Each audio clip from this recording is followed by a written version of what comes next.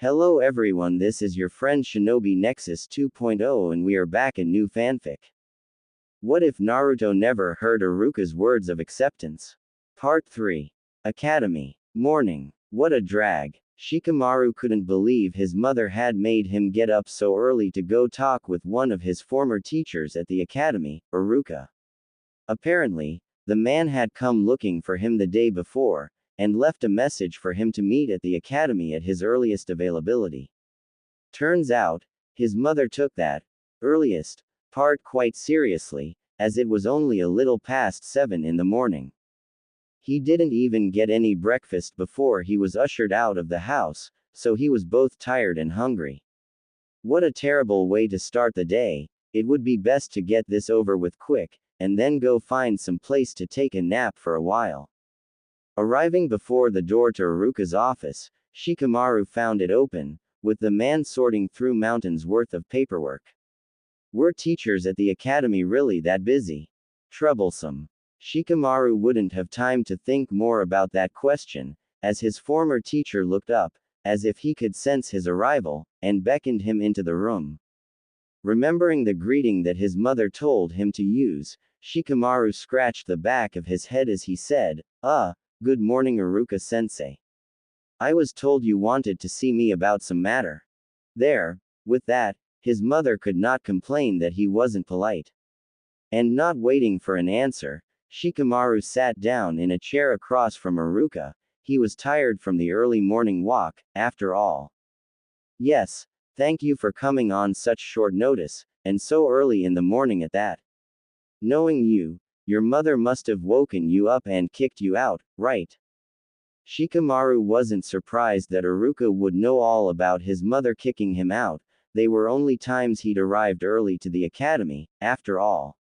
And it wasn't like he was quiet about it when it happened. He'd always complain at least a couple times to diffuse his anger before he went home. "Yeah, it's something like that. So, if you don't mind, can we hurry this along? She didn't even let me eat this time around." "I hear you. I'm quite hungry myself. And don't worry, this shouldn't take long. I just have a couple questions that I figured you would have the answers to." That was weird, Shikamaru thought to himself, Iruka not having answers to a question and needing his help. It might be about something related to his clan. Other than that, wouldn't Sakura be the better person to talk to? For the first time since entering the room, Shikamaru stopped to take a proper look at his former teacher, only to see bags beneath reddened eyes. Sure, he felt tired, but the older man looked tired. "Okay, but if it's something about my clan, I might not be able to answer your questions. And outside of that, wouldn't Sakura be the better person to talk to?" Shikamaru could see that Iruka was confused for a moment, brain probably moving slower than usual due to fatigue, before suddenly his face cleared up, as the man said, "What? Your clan? Oh, no. That's not what we're here to talk about. In fact, the subject matter we will be discussing is part of the reason why I couldn't just go looking for Sakura." The man's tone ended up being almost joking towards the end as he mentioned Sakura, but then he turned deadly serious, almost grim, as he added on, "Also, before I continue, I must tell you that this highly classified information we will be discussing related to an ongoing investigation I've been charged with. You are not to leak the subject of our discussion to anyone. If you do, it could end up being very bad for both you and Konoha as a whole." Sirens blared inside Shikamaru's mind. How had the tone gone from so relaxed to so intense in just a moment? Wasn't this supposed to be a more lighthearted exchange of the former teacher and student pair? And where did the man's fatigue go? "Okay, I get what you're saying. I am a clan heir. After all, this isn't my first rodeo. But what are we going to talk about? I don't really think there is anything that important that could be connected to me." He watched as Iruka sighed as he massaged his forehead. It seemed like whatever he was about to say would be quite heavy. "It's about your former classmate, Naruto. Or maybe more accurately, how he might have been sabotaged in the academy." Or even more accurately, how he was definitely sabotaged in the academy. Troublesome. That raised so many questions in Shikamaru's mind. It was natural, he couldn't see any reason for someone to want to sabotage an academy student, much less Naruto, of all students. This also explained the Chunin's tired appearance. He was probably conducting some sort of investigation on top of preparing for the academy's new term that was coming up. To be honest, if he had to pick who he'd expect to receive any form of sabotage in the academy, Naruto would be his last choice. Even if he was his friend, that didn't change the facts of the matter. Naruto was a clanless orphan who did not seem to be the sharpest kunai in the bunch. Was sabotage really necessary for a guy like that? What do you mean by sabotaged? Like, a deliberate obstruction to his education. Why would anyone do that to him? I mean, let's be real, you and I both know how smart Naruto is. Iruka seemed angry at Shikamaru's questions, especially when he got to the last part about Naruto's intelligence. The man quickly calmed himself down though, as he remarked, "Yes, I know for a fact that some of it was deliberate. In fact, all of the sabotage I've found so far was deliberate. And regarding Naruto's intelligence, I, myself, only recently realized just how smart that boy is." A couple things stood out in Shikamaru's mind about the man's statement. 1. That it wasn't just suspected that his friend was sabotaged, it was confirmed. 2. That it was all deliberate. And 3. That Naruto was smart. No matter the sabotage, Shikamaru didn't feel that was right. It couldn't have been quite that bad of sabotage, so Naruto shouldn't have been the bottom of the class if he were so smart. I can see that you don't believe me regarding how smart Naruto is. Let me ask you this, outside of all the rumors, how would you rate Naruto on the basis of intellect? Shikamaru thought for a moment, before slowly answering the question. Well, to start with all the bad stuff, he's loud and never paid attention in class. His handwriting was abysmal, to the point where I doubt whether he, himself, could read it. He never knew any answers to questions in class, so unless he was acting like a fool on purpose, it is unlikely that he learned much from the classes or from any assigned readings. Shikamaru watched as Iruka nodded his head at everything he had said. How then, did the man even ever consider that Naruto was one of the smartest in the class? He figured he would get his answer soon enough, as he added the one positive thing he could think of at the end, and I guess the only positive thing I can think of is that no one could see some of his pranks coming.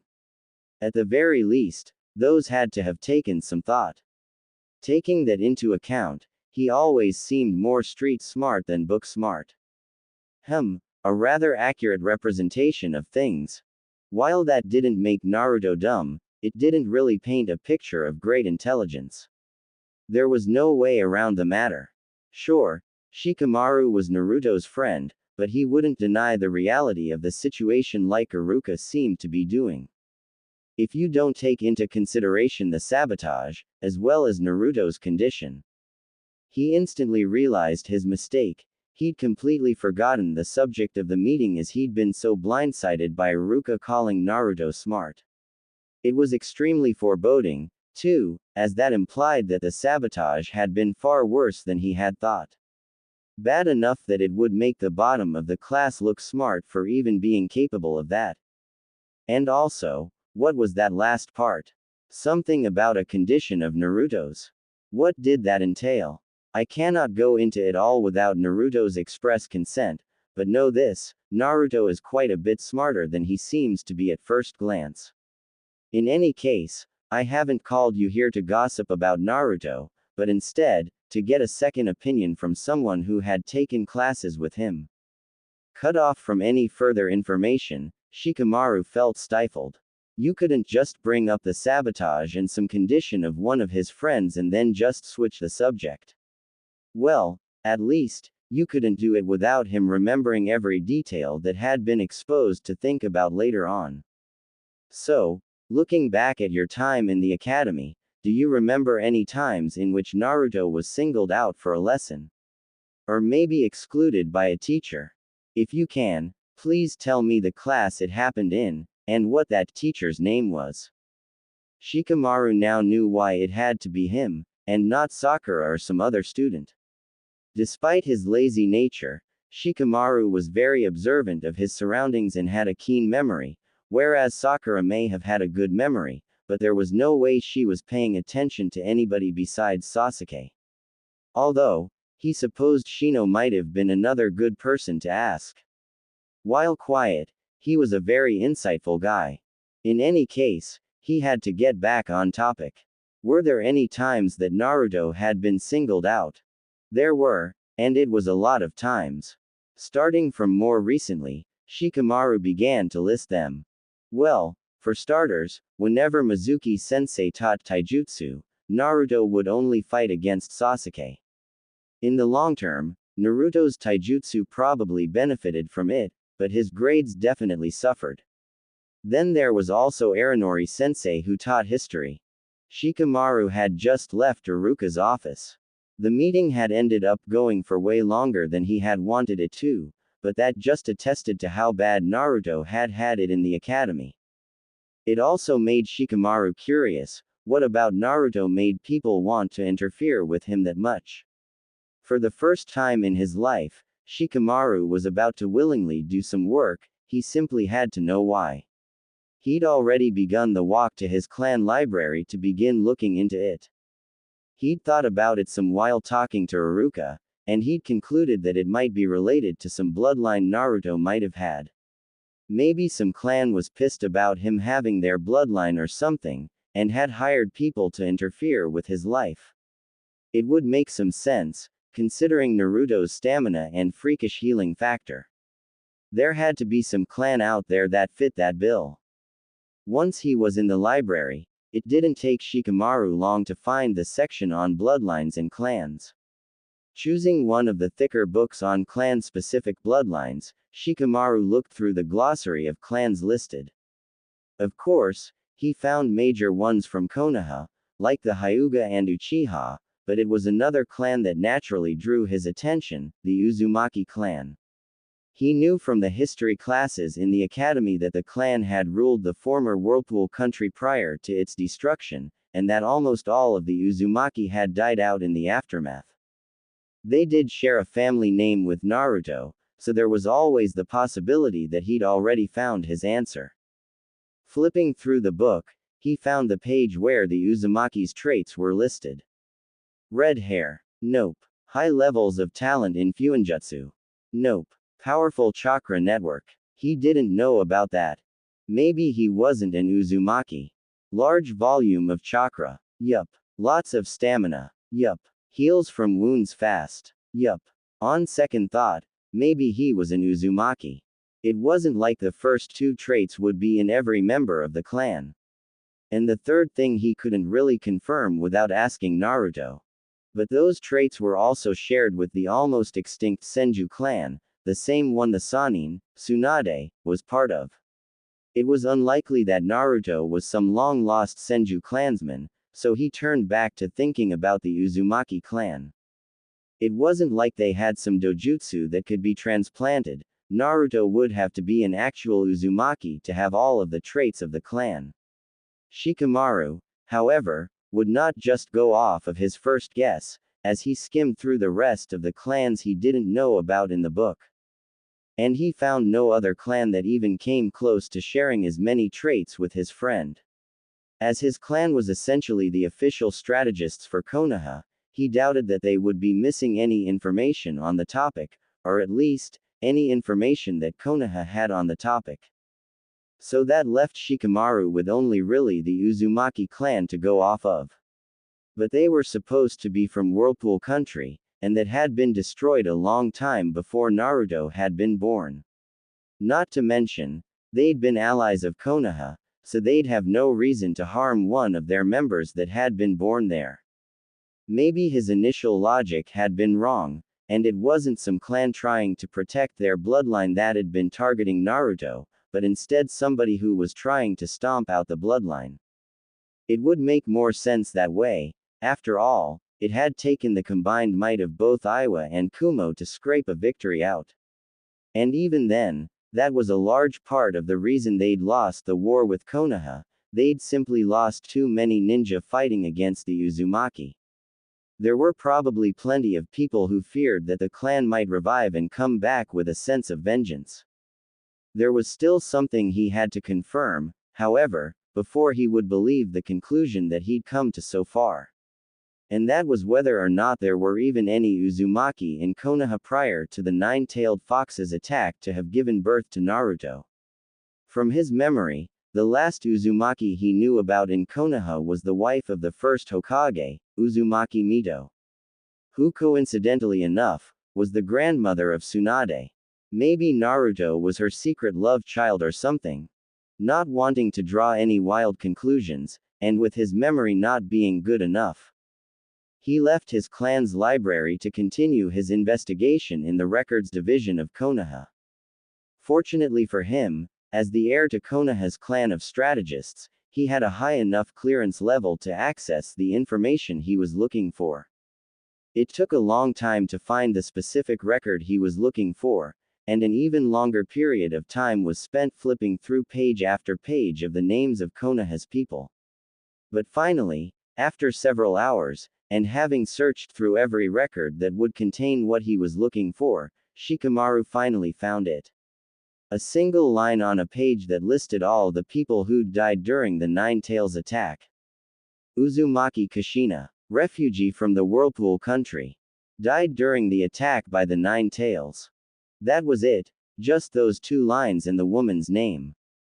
There were no other Uzumakis listed in Konoha, outside of the first Hokage's wife.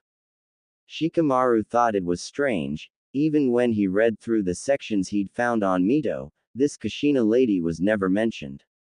As if the two weren't connected at all, outside of sharing the same clan name. Unfortunately, he didn't think he would find any other leads anytime soon. If he hadn't overlooked mentions of her in one of the records he'd scanned through, then her records must be sealed at a higher level than he was privy to. But even so, why would that be the case? Troublesome. It was something else he would have to look into in the future. Maybe he might be able to find something when he became a Chunin. Luckily, he didn't think he needed more information to confirm whether or not Naruto was a true blue Uzumaki.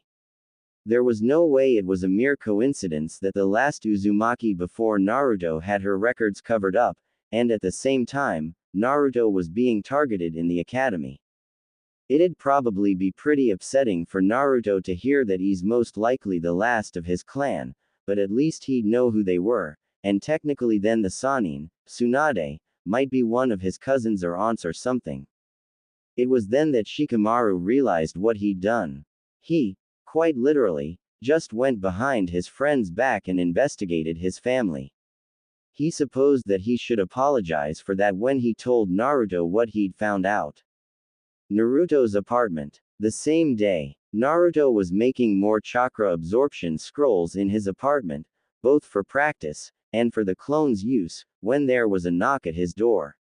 Quickly, he sealed everything into a special type of storage scroll that would prevent any mishaps from him stopping his work halfway through.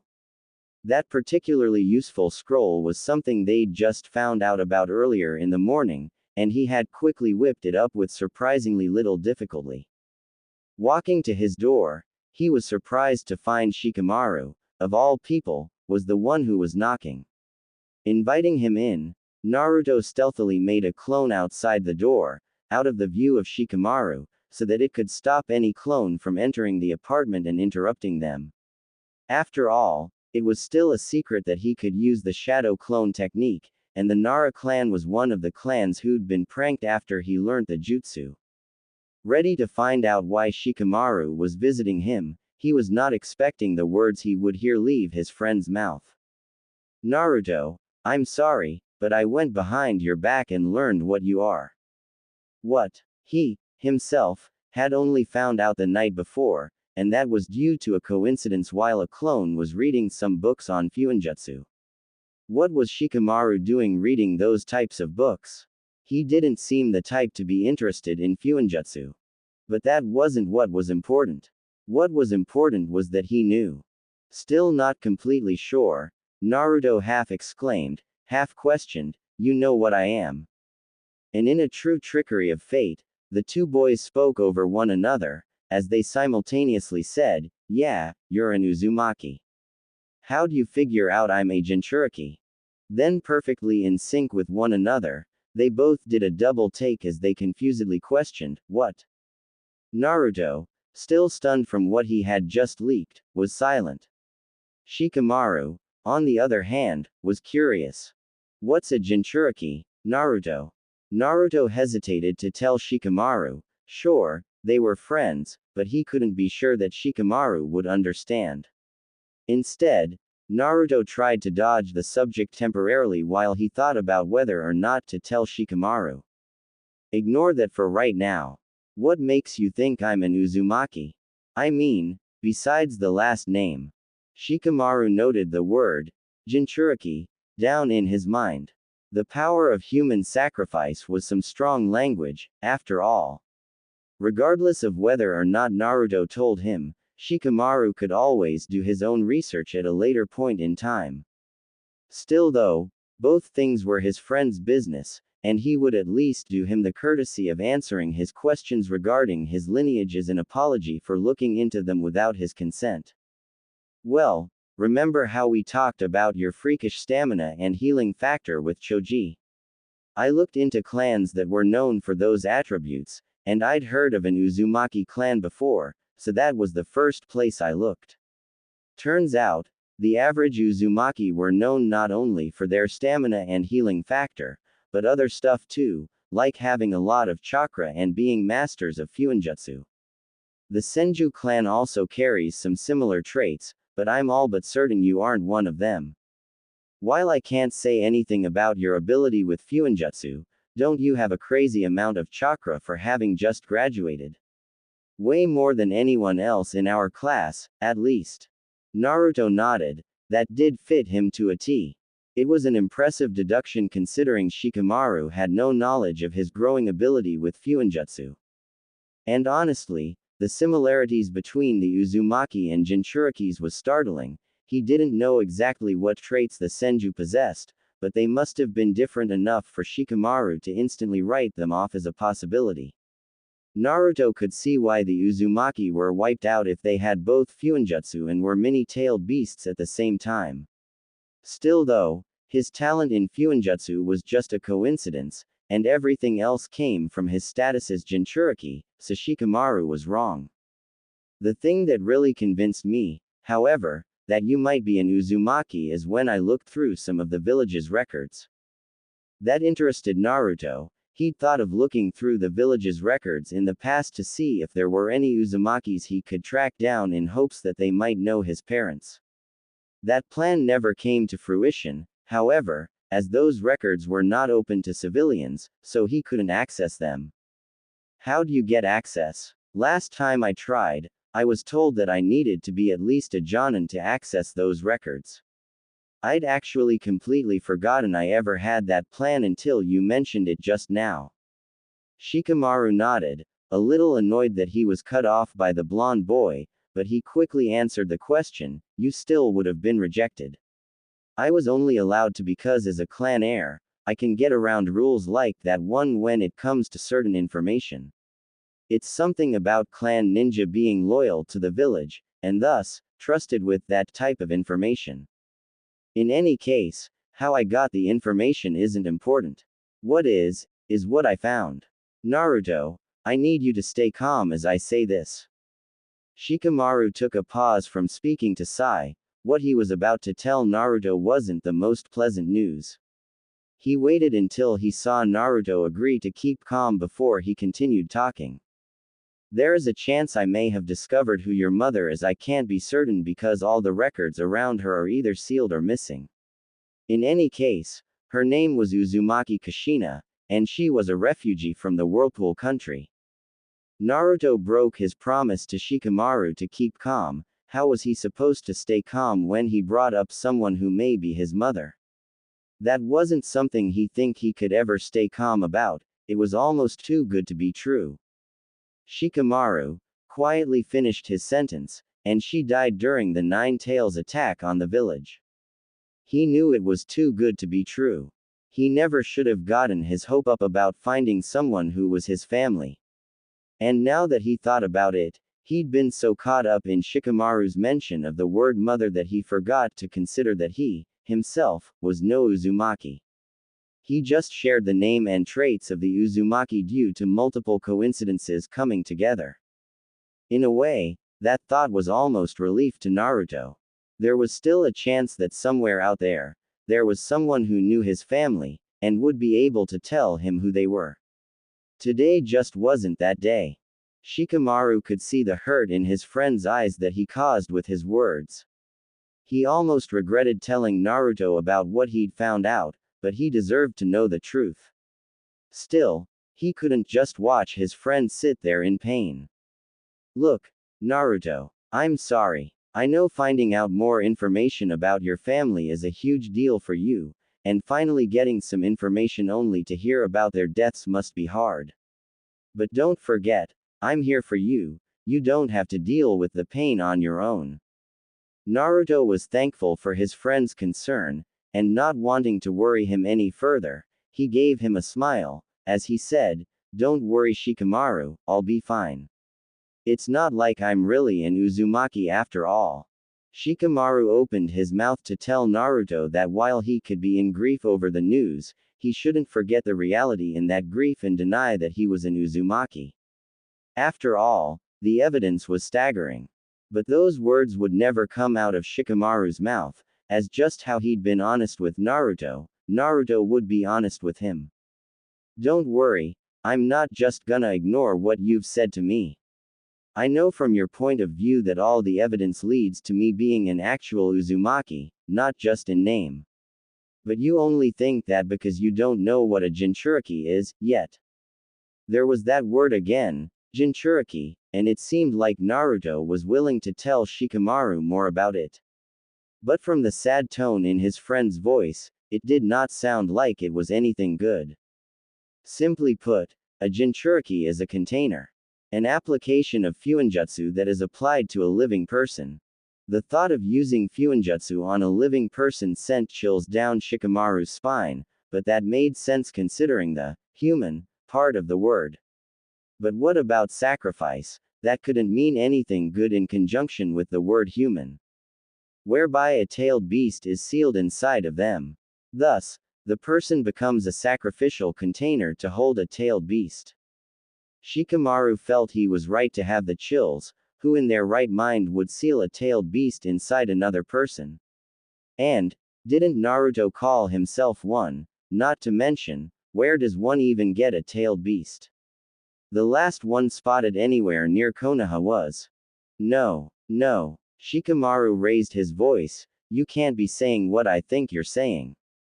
Naruto saw the disgust on Shikamaru's face and thought that it was pointed at himself. He sadly confirmed his friend's fears, I can see that you're starting to put everything together. Let me make it fully clear, it's exactly what you are thinking. I, Uzumaki Naruto, am the Jinchuriki of the nine-tailed fox. That doesn't make sense, Shikamaru thought to himself. The fourth Hokage sacrificed his life to kill the nine-tailed fox over a decade ago. Naruto saw the disbelief in his friend's face. Well, he supposed, former friend now. No doubt he was growing to hate him as they spoke, just like the rest of the village. Despite that, he would do his last duty as a friend, and fully clear up any doubts Shikamaru had concerning the situation. I can see that you don't believe me. You're probably thinking about the fourth's killing of the beast, right? That alone almost convinced Shikamaru. Only someone who'd heard the same thing, and came to the same conclusion, would be able to predict his thoughts so accurately. That was either a deliberate lie by the village, or a half-truth used to keep the villagers calm. The truth is that all those years ago, during the fox's attack on the village, there was only one way to stop it, by sealing it into me, a baby who had been born that day. And the disgust had returned to Shikamaru's face, as he growled out, couldn't it have been someone else? Why'd it have to be a baby? Why'd it have to be you? Naruto smiled at Shikamaru's anger. He was a good guy, getting mad even for a guy he didn't like. Naruto would miss being his friend. The only people who can contain a tailed beast are those who were just born or those with a powerful chakra network like the Uzumakis. So it had to be a freshly born baby, it had to be me. The two boys went silent, both thinking. With Shikamaru thinking about all that he'd just heard. And Naruto mentally saying his goodbyes to his friends. After all, he supposed Shikamaru would tell Choji, and then he'd leave him as well. Naruto, thank you for having enough confidence in me to tell me your secret. I won't let you down. I won't tell anyone, even Choji, unless you give me your permission to. What? Naruto was not expecting that. He'd been preparing himself to be glared at, to never talk to his friend again in a positive manner, to go from trusted to hated in one conversation. When he'd learned of his burden the night before, he had concluded that he'd be alone for the rest of his life outside of Iruka and old man Sarutobi. Are you sure you're not going to curse at me? Or spit at me? You don't hate me, even after everything you've heard? Shikamaru was confused. Why would he hate Naruto for something like this? It's not like he had any control over the matter. And at the end of the day, the tailed beast was just the prisoner inside him. What do you mean hate you or spit at you? Why would I do that? You didn't do anything to make me do that to you, did you? It was Naruto's turn to be confused. Wasn't being the Jinchuriki of the Nine Tails enough for him to be hated? At least, the rest of the village certainly thought it was enough of a reason. Well, ya know, don't you think I'm the fox or something? Just like the rest of the village. Suddenly, everything made sense to Shikamaru. The reason that Iruka suspected Naruto might have been sabotaged in the academy. The glares he noticed Naruto would receive in the village. Heck, even his diet now made sense. No one was willing to teach the boy that they hated how to properly eat. It was bullshit. Couldn't anybody in the village distinguish Naruto from the beast he held captive? In fact, now that Shikamaru thought about it, shouldn't the village be thankful for Naruto containing the beast, stopping it from being able to rampage about? In fact, those words were probably exactly what Naruto needed. He shouldn't think of himself badly for being a Jinchuriki. He should think of himself as a hero. Naruto the village. Just like the fourth Hokage, you're the savior of this goddamn village. And not only that, but you've also silently protected us all for years despite the hate we've shown your way. If the rest of the village is blind to your sacrifice, that's on them, but I won't be the same as them. I'll see you for what you are, a hero. Naruto couldn't help but cry. It felt like all his worries regarding the hate he received due to his status as Jinchuriki were washing away. Even he, himself, did not see it as Shikamaru had just put it. This entire time, he had bought into, and accepted the hate of the villagers. Only now, did he see that they were wrong for it, that he wasn't some object to be feared, but instead, a hero that should have been celebrated. And to think, the one person who truly acknowledged him he had thought low enough of to think he would abandon him upon hearing of what he was. Shikamaru would never know his thoughts if he didn't say anything, but that wouldn't be right. Just like how Iruka had told him everything, Naruto knew he should do the same to Shikamaru. Thanks man, you don't know how much those words mean to me. And I gotta apologize to you. I can't believe I ever thought for a moment that a great guy like you would hate me over something like this. So, I'm sorry for thinking so little of you. Shikamaru readily accepted Naruto's apology. It wasn't like he was all that hurt by his thoughts, and he, himself, had called him stupid in mind earlier in the day. And could he really blame his friend for being so tortured, so consumed by his Jinchuriki status, that he couldn't see a reality in which anyone would want to be his friend? Naruto, your thoughts were perfectly reasonable. I'd think the same way in your position. Just know that people hating you for being a Jinchuriki is not normal. Like I said before, you should be seen as a hero more than anything. Shikamaru then got up from his chair and stretched, a conversation that emotional was not on the list of things he'd expected to do that day. Wanting to unwind, and keep an eye on his friend, he said, "In any case, this is the most work I've done in one day in my entire life. I'm really tired and hungry right now. So, you wanna go find Choji and head out for some barbecue?" Naruto, vowing in his heart to never doubt his friend again, quickly got up and agreed to the plan. He could use some barbecue right around now. Training Ground 37. The day after, a thick fog lingered in the air. The sun had just begun to peek over the distant horizon. The tall grass of Training Ground 37 glistened in the dim sunlight, still covered in dew from the rather cool night. But contrary to refreshing breeze that blew through the grounds, Naruto's body was on fire. Not literally, as Kosuke had made him promise to spend a week working on his chakra control after the incident just days prior. The man had also suggested that he slow down his studies, at least until he could compensate for the corresponding surge in chakra that he would experience, but that wasn't really an option. Well, that wasn't entirely truthful. He'd listened to the man somewhat, narrowing the subjects his clones would be studying down to just Fuinjutsu and mathematics for the first couple of days. Fuinjutsu was self-explanatory, but the mathematics was actually a suggestion from one of those old Fuinjutsu books written by an Uzumaki. It essentially boiled down to studying mathematics as an art for optimization, whether that was in terms of economics, training, or Fuinjutsu. It was all theoretical, of course, as the author of the book admitted that they, themselves, did not follow their own advice, as the great stamina their Uzumaki blood gave them came with a downside: impatience and an inability to sit still for long periods of time.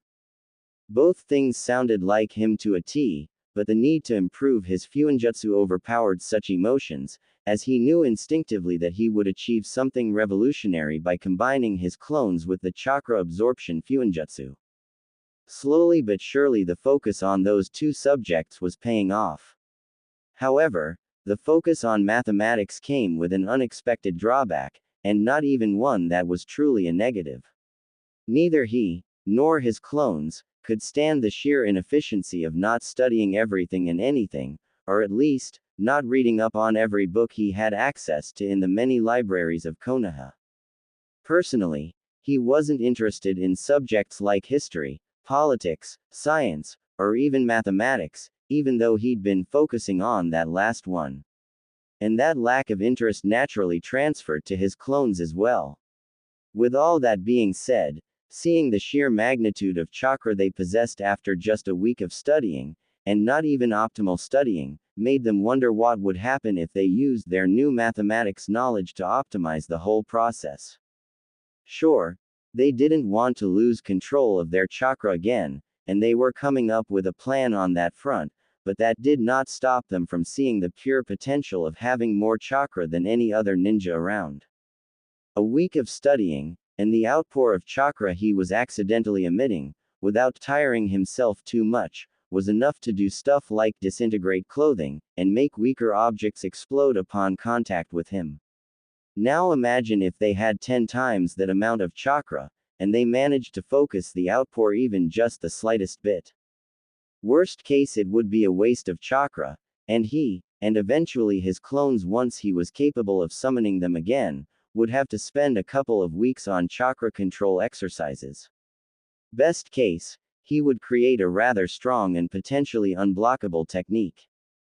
All of this was a rather long-winded explanations for why he was in Training Ground 37 so early in the morning, carrying out a variety of exercises, all the while keeping kunai stuck to him through the chakra sticking exercise. He still was incapable of doing the tree walking technique, so he couldn't really rely on wooden objects or leaves when doing the exercise. So naturally he had tried stones, as they were supposed to be the next level up in terms of difficulty, or the next level down for him on account of his terrible control and extreme chakra reserves. Only he couldn't manage to find a stone durable enough to withstand the force of his chakra. Apparently the cliff he was at when Kosuke trained him was made of some durable stones, not that he had any real knowledge of types of stone, yet. Regardless, he then went up to the next level, with the only thing he could think of being stuff made of metal, like the kunai he currently had sticking to his skin. Well, to be exact, he had tried a variety of metal items, from what few pots and pans he owned, to shuriken and kunai, to even a metal pole he had appropriated from an undisclosed location. As expected, the larger and more difficult an object to stick, at least in theory, the easier time he had with doing so. But keeping to what was easy or simple was not a good way to train. Sure, some slight, incremental benefits might be possible, but those would come from a lot of time and effort, and couldn't be said to be efficient. The same could be said from tasks that were difficult to the point of being near impossible, like sticking to wood for him, or rocks, apparently. That left the middle ground as being the best way to train, enough to strain him, and stress his skills, but not too far in either direction, whether that was too easy or too hard. And where did all this theory lead him? Right to where he was, sticking kunai to various parts of his body. Shuriken had been too difficult, as their smaller size meant it took less chakra for them to be flung to his body. On the flip side, one kunai had been simply too easy, even if he had to exercise while maintaining concentration on doing so. Thus, he had continually added more and more kunai until that initial ease of his had slowly turned into slight difficulty, then moderate, then, all of a sudden, seemingly too much. Still, results spoke for themselves. At the start, the maximum number of kunai he could stick to his body whilst training was 6, which, while surprising, wasn't satisfactory as far as he was concerned. Over the 2 or so hours he'd been training, however, he'd managed to increase that number to 7 plus 1 of the pans. That, itself, was another benefit to this training. When Kosuke first started helping him, he'd quickly been shown just how little he'd been thinking about the world around him. Some of that could be forgiven, as thinking about others, especially their thoughts about him, was a rather quick road to feeling sad and lost. But that didn't excuse him for not putting more thought into his own training. Most of the subjects taught in the academy, and subsequently tested during the graduation exam, he should have been able to figure out all on his own. His dyslexia would have impeded his progress in mathematics and history and the like, as the only way to independently study those areas would have been reading up on them in a library, if he had access to civilian libraries at all, with them hating him because of the 9 tails. Of course, that could have been solved with a simple henge, one of his best techniques. Such studying would have also allowed for him to figure out that his school materials were not, in fact, written in code, as civilian libraries would have no need to be written in code. And even outside of disciplines civilians would be privy to, he could have trained his physical body more. Then, even if his taijutsu was lackluster, he could be both faster and stronger, potentially enough so to turn the tide when fighting even the likes of Sasuke. He likely would have been held back physically by his poor diet, but as he now knew, the 9 tails could have helped counteract some of those downsides. Hindsight and all that, which was exactly why he was putting so much thought into things now, even as he was training both his chakra control and his physicality. He simply had far too much catching up to do, and the only way he could figure out to not repeat such mistakes from his past was to be constantly thinking and improving. Not that it was easy. Years of neglect and ignoring his ability to think meant that his brain muscles were quite out of shape. At least he now had dozens of copies of himself to make up for all the work he didn't do in the past. And some of his future work, as well. After all, there wasn't a direct rule regarding clones doing missions for you. Konoha Ninja Academy. Same day. Quite simply, it was just as bad as he and the Hokage feared. The meeting he had with Shikamaru was enlightening, to say the least. In short, it would be easier to list out the teachers that seemed to have had nothing to do with the sabotage Naruto underwent, rather than listing out the teachers that actively participated. While the information Shikamaru presented certainly helped in narrowing down the suspects, in the end, Iruka was still left with mountains of reports, paperwork, homework, and tests to go through. The reports were the easiest to sort out. If he saw Naruto's name on it, he put it in one pile, and if he saw another student's name, it went into a separate pile. This alone was also rather enlightening, as the pile of reports related to Naruto dwarfed the other pile, many times over at that. And while the boy's pranks certainly contributed a lot to that fact, he estimated that those specific reports should have only accounted for around a third of the pile. That left hundreds of reports for other reasons, all centered around his favorite blonde menace. What he would do with all the reports, while not exactly standard procedure, was have Naruto, or one of his clones, go through and vet them. Obviously, having the subject of the reports look through them was not an ideal circumstance, but he trusted that the boy would not lie to him about whether certain reports were accurate, or made in bad faith. Everything else would have to be gone through with his effort alone. He'd have to read through the paperwork himself, and regrade the homework and tests. And with all the direct sabotage he'd already seen and heard about, he had little doubts about what he would find from this deeper dive. Honestly, he didn't know how he'd be able to keep up with all the work ahead of him. The academy's next term would begin tomorrow morning, and while it would be at least a week or two until the work associated with the new term would begin to pile up, that did not mean he could slack on his duties in the meantime. Realistically, his days would look like this. In the morning he'd be teaching, around noontime he'd be filling out paperwork and grading any homework, and then the rest of his day would be spent going through everything related to the investigation. A knock at the door snapped the overwhelmed man out of his thoughts. How could he have forgotten? Today was one of the days he was supposed to work on reading with Naruto. Rising to his feet, Iruka swapped focus within his mind to the tutoring session that was ahead of him, but not before making a mental note to figure out a way of balancing all the work he had to do.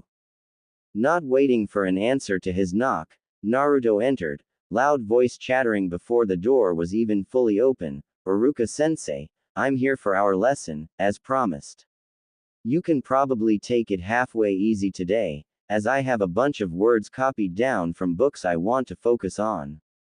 The door now fully open, the Chunin and the newly minted genin made eye contact with one another. Iruka, despite his fatigue, had a wide grin on his face, happy to see the source of his overwork.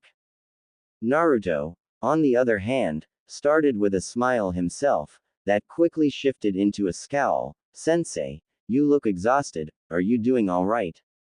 Surprised at the boy's words, Iruka's face scrunched up with confusion. Was it that obvious? I am a bit tired, but it shouldn't affect your lesson.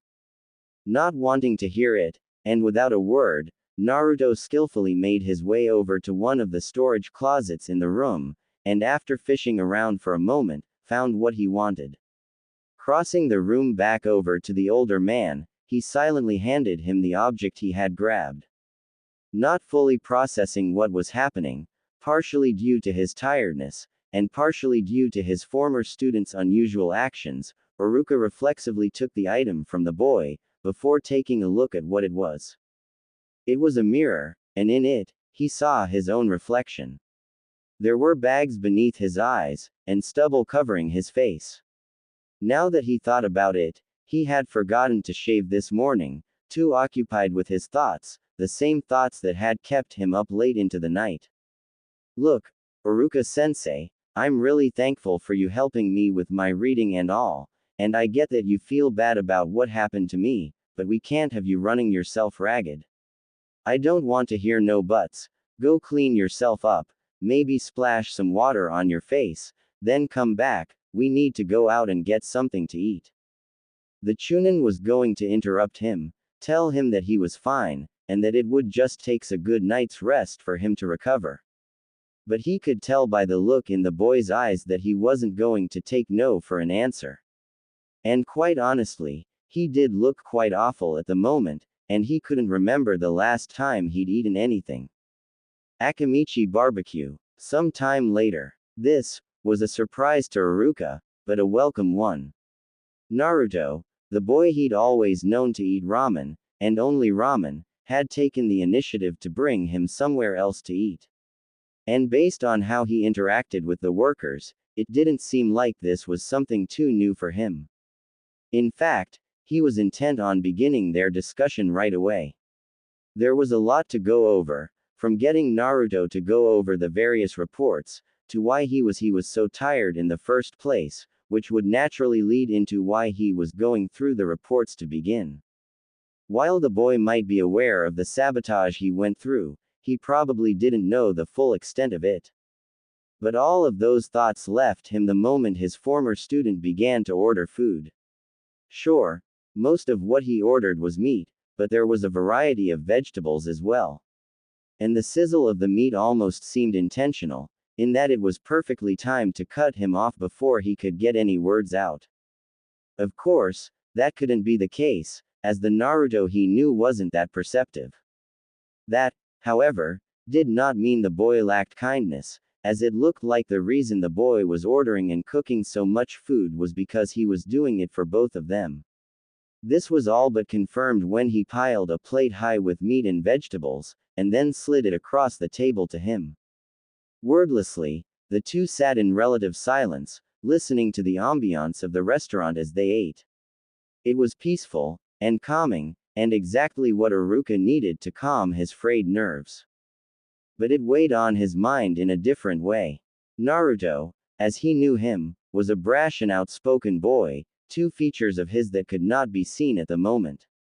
Despite whatever the boy was feeling internally, he was keeping it all bottled up. Perhaps in some sort of bid to not burden the Chunin any further. Thanks for being worried about me, Naruto.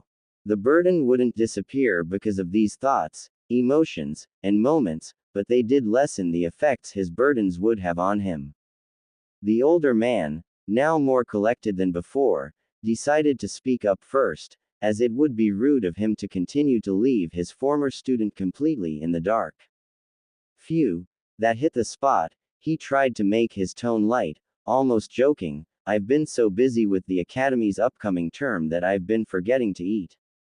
In an unusual display for the boy, although one that becoming increasingly more usual the more he did it, Naruto remained silent, half glaring in an angry manner at the older man. So he's not buying it then, that is the only reason for me being tired. He's learned to not blindly listen to what others say. I wonder if that's something we can thank Mizuki for. Or if it's an effect of all the independent training he's been getting up to. Iruka chuckled to himself, grimacing as he did so. He'd healed plenty since the Mizuki incident, physically at least, but he doubted that either he nor Naruto would be fully alright mentally in the short term. He hadn't had the downtime to sit and process what had happened, and he doubted Naruto did either. Impatience finally winning out, Naruto questioned, Iruka-sensei, don't give me that bullshit. I've never seen you in such a state, even when I was still in the academy, forcing you to write up reports every day. Something else is going on, isn't it? He was backed into a corner. Naruto was many things, and stubborn was one of them, and whatever scent of a plot he'd picked up on, he wasn't going to let go. Shinobi tactic number 47, deception through using partial truths. He could tell Naruto about how he wanted him to look over the many reports written about him. It'd be pretty convincing if he told him that the reason for this was to see about any other teachers that had it out for the boy, as he might be able to petition to remove them from the academy, provided there was enough evidence. That would make this whole thing seem like a small project that just the two of them were working on, and not a formal investigation backed by the Hokage himself. Putting on a smile, it was time to show the genin his former teacher's acting skills. Fine, you got me. The academy work is only part of it. The other part is that I've been looking through all the reports written about you, trying to separate out the legitimate from the illegitimate ones. I'm hoping that if I can gather enough evidence, I might be able to get any teachers involved removed from the academy, that way they can't do what they did to you to anyone else. The answer stunned the boy. His teacher had already been devoting his time to helping him out, one-on-one, with reading, but to think he was also working behind the scenes to get him justice. Sure, he could frame it as not wanting it to happen again to someone else, but he was certain that Iruka knew about the fox. After all, Mizuki had directly shouted as much right in front of him. Although it was possible that he was not in the right mental state at the time to process what the traitor had said. Regardless, if he knew about the fox, then he knew what happened to him only would happen to him. What other reason could someone have to target an academy student? And an orphan at that? It was then that one of Kosuke's lessons rung through his mind. Information gathering, and determining the worth of said information. It wasn't exactly what the man had said, but part of being a ninja was the reverse, information denial. He'd been too caught up on figuring out what information his enemy knew, that he forgot to consider what information he, himself, knew. Or more accurately, what information his enemy thought he knew. Sure, Iruka wasn't an enemy of his, but putting it in such a way helped him visualize his thoughts. And those thoughts were that Iruka probably still thought he was unaware of the fox being inside of him. Maybe to protect him, or maybe it was something else. In any case, it seemed the man was avoiding talking about it, or mentioning it. And if he remembered right, Mizuki had said something about a decree forbidding talking about the fox. But why then did that Uzumaki sealing book so casually mention Jinchuriki's? Shouldn't that have been covered up as well? Pieces were beginning to fall into place, but it would be a while until Naruto put the full picture together. Since he either couldn't talk about it, or just refused to for some reason, Naruto wasn't going to be the one to bring up the fox. Or at least, not in a public place. There was only one response he could really make then. Do you want help? Either me or one of my clones or even several of my clones could breeze through those reports like nothing. I may not seem like it, but I keep very good mental notes of all the pranks I do, he said, tapping the side of his head. It helps me make sure I don't accidentally repeat one I've already done too often. Hook, line, and sinker. Iruka had made the boy volunteer to do the work he was going to request him to do anyways. He'd still thank the boy, and tell him at some point that he was going to ask him to help if he hadn't offered to. Hopefully progress on that front could buy him some more time with the Hokage. You know, that'd be a great help. Whatever way you want to get it done is fine. But circle back with me to one thing. What do you mean you take very good mental notes of your pranks? His words had started friendly, but towards the end, there was a definite chill to them as Naruto began to sweat. Wouldn't that sort of thing have helped with, I don't know, something to do with grades or tests or homework? Now Iruka-sensei, so how is that you always seem to forget said homework? Konoha Clan Meeting Hall. 3 days later, preliminary results from Iruka's investigation were in, and just in time, too, as Hiruzen could make use of the information gathered in the upcoming clan head meeting. Maybe upcoming was an inapt descriptor, however, as he was currently making his way through the building's halls to get to said meeting. He always enjoyed making such jokes to himself, as he found it had a calming effect on his mind. It was simply perfect to help calm the growing storm that roiled beneath his outward, peaceful demeanor. How could he not get angry after hearing what Iruka had uncovered, and rather casually at that? After all, what else could the investigation be called, if not casual? It was clear that the man was hardworking, the evidence was written all over his face.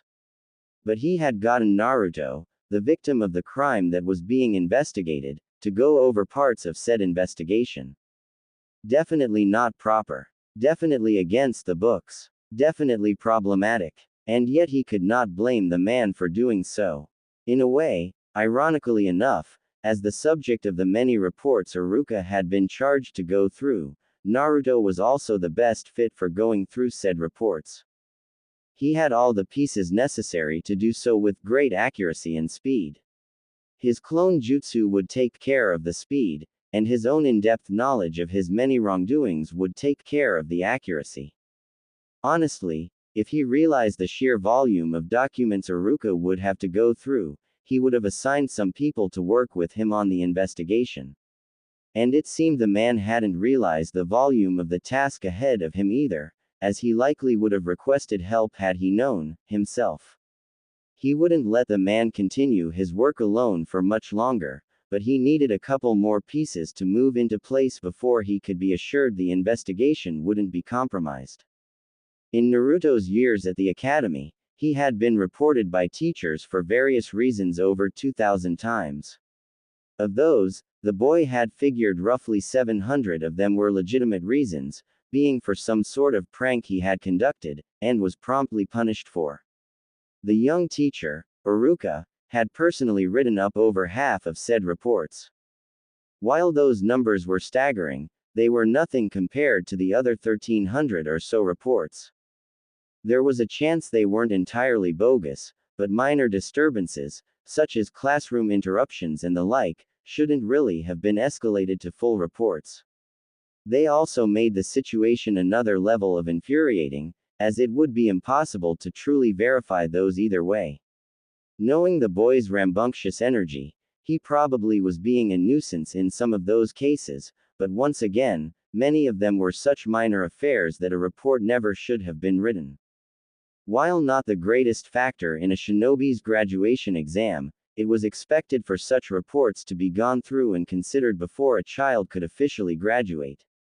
A little bit of troublemaking in one's youth was acceptable, but they still had to ensure it wouldn't become a problem in their continued career as a shinobi of Konoha. All this was to say, was that things were exactly as he and Iruka feared. And quite possibly, things were actually even worse than those paltry fears of theirs. The villagers, due to their misunderstandings about him, both feared and hated the boy. Mizuki tricked him into stealing the forbidden scroll, and planned on killing the boy after he handed it over.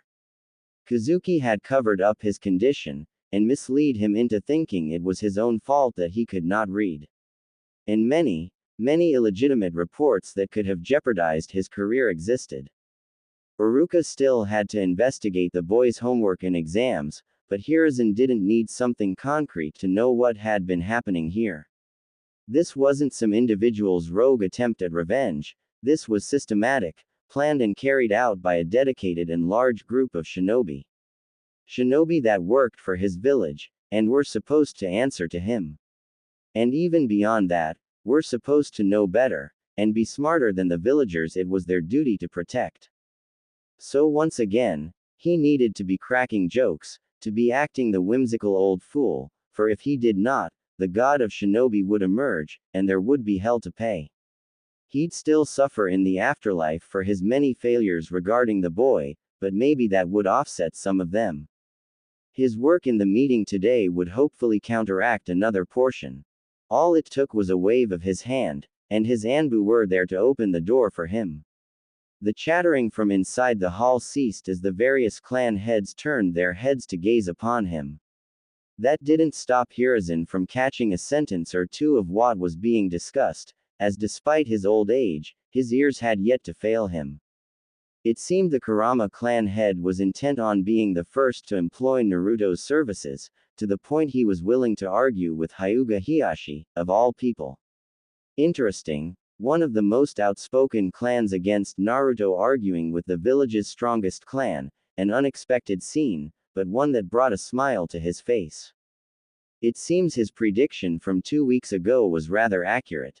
That did make him wonder though, what matter could be so pressing as to force Hiyashi to lower himself to argue over who could employ a genin's services. Whether for good or bad, the man was known to be quite prideful, so something must have come up in the past 2 weeks to trigger this change. Another thing for his Anbu to look into, he supposed. Before his first step into the room could be taken, the whole room rose to their feet, not wanting to be one of those who sat before the Hokage, himself, was seated. Used to such formality, he placidly made his way over to his seat at the head of the table, before sitting down. Then, not wanting to delay matters, he motioned for the room to sit.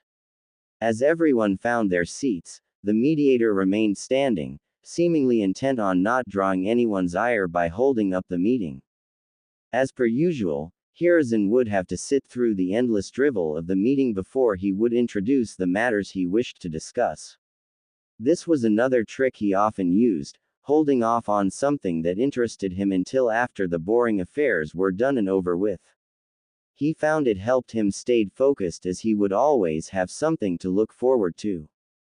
As was being discussed before the Hokage's arrival, it seemed Keijiro was starting off this meeting strong. We will continue the discussion on priority rights to the young Uzumaki's services. That is, unless someone wishes for this meeting to lead off with some other area of interest. He had taken control of the situation last time around, declaring the boy a counter-infiltration specialist for the village, answering directly to him, the Hokage, but no actual progress had been made regarding implementation of such a plan. This could be a good opportunity to gain some initial glimpses of how he should shape said plan. With no one objecting, Keijiro continued to speak. Very well then.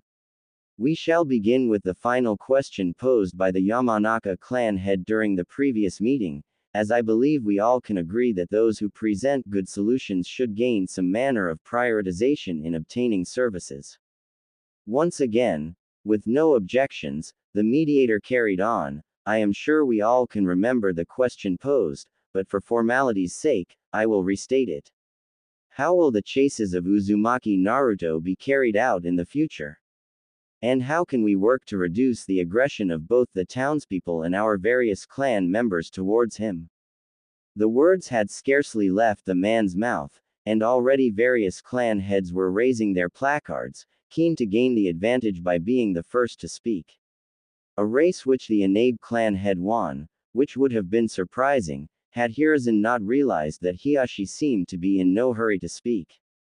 That was interesting, to say the least, as the man had been fervently arguing his clan's position just minutes prior. He had to have some sort of plan in mind, or perhaps one of his clan members, or even himself, had come up with an answer to the question good enough to convince the room, even if he did not speak first. There simply was no other reason for the taijutsu specialist to be the slowest to act in the room. The Inabe clan head will speak first. The room turned to listen to what the Inabe clan head had to say.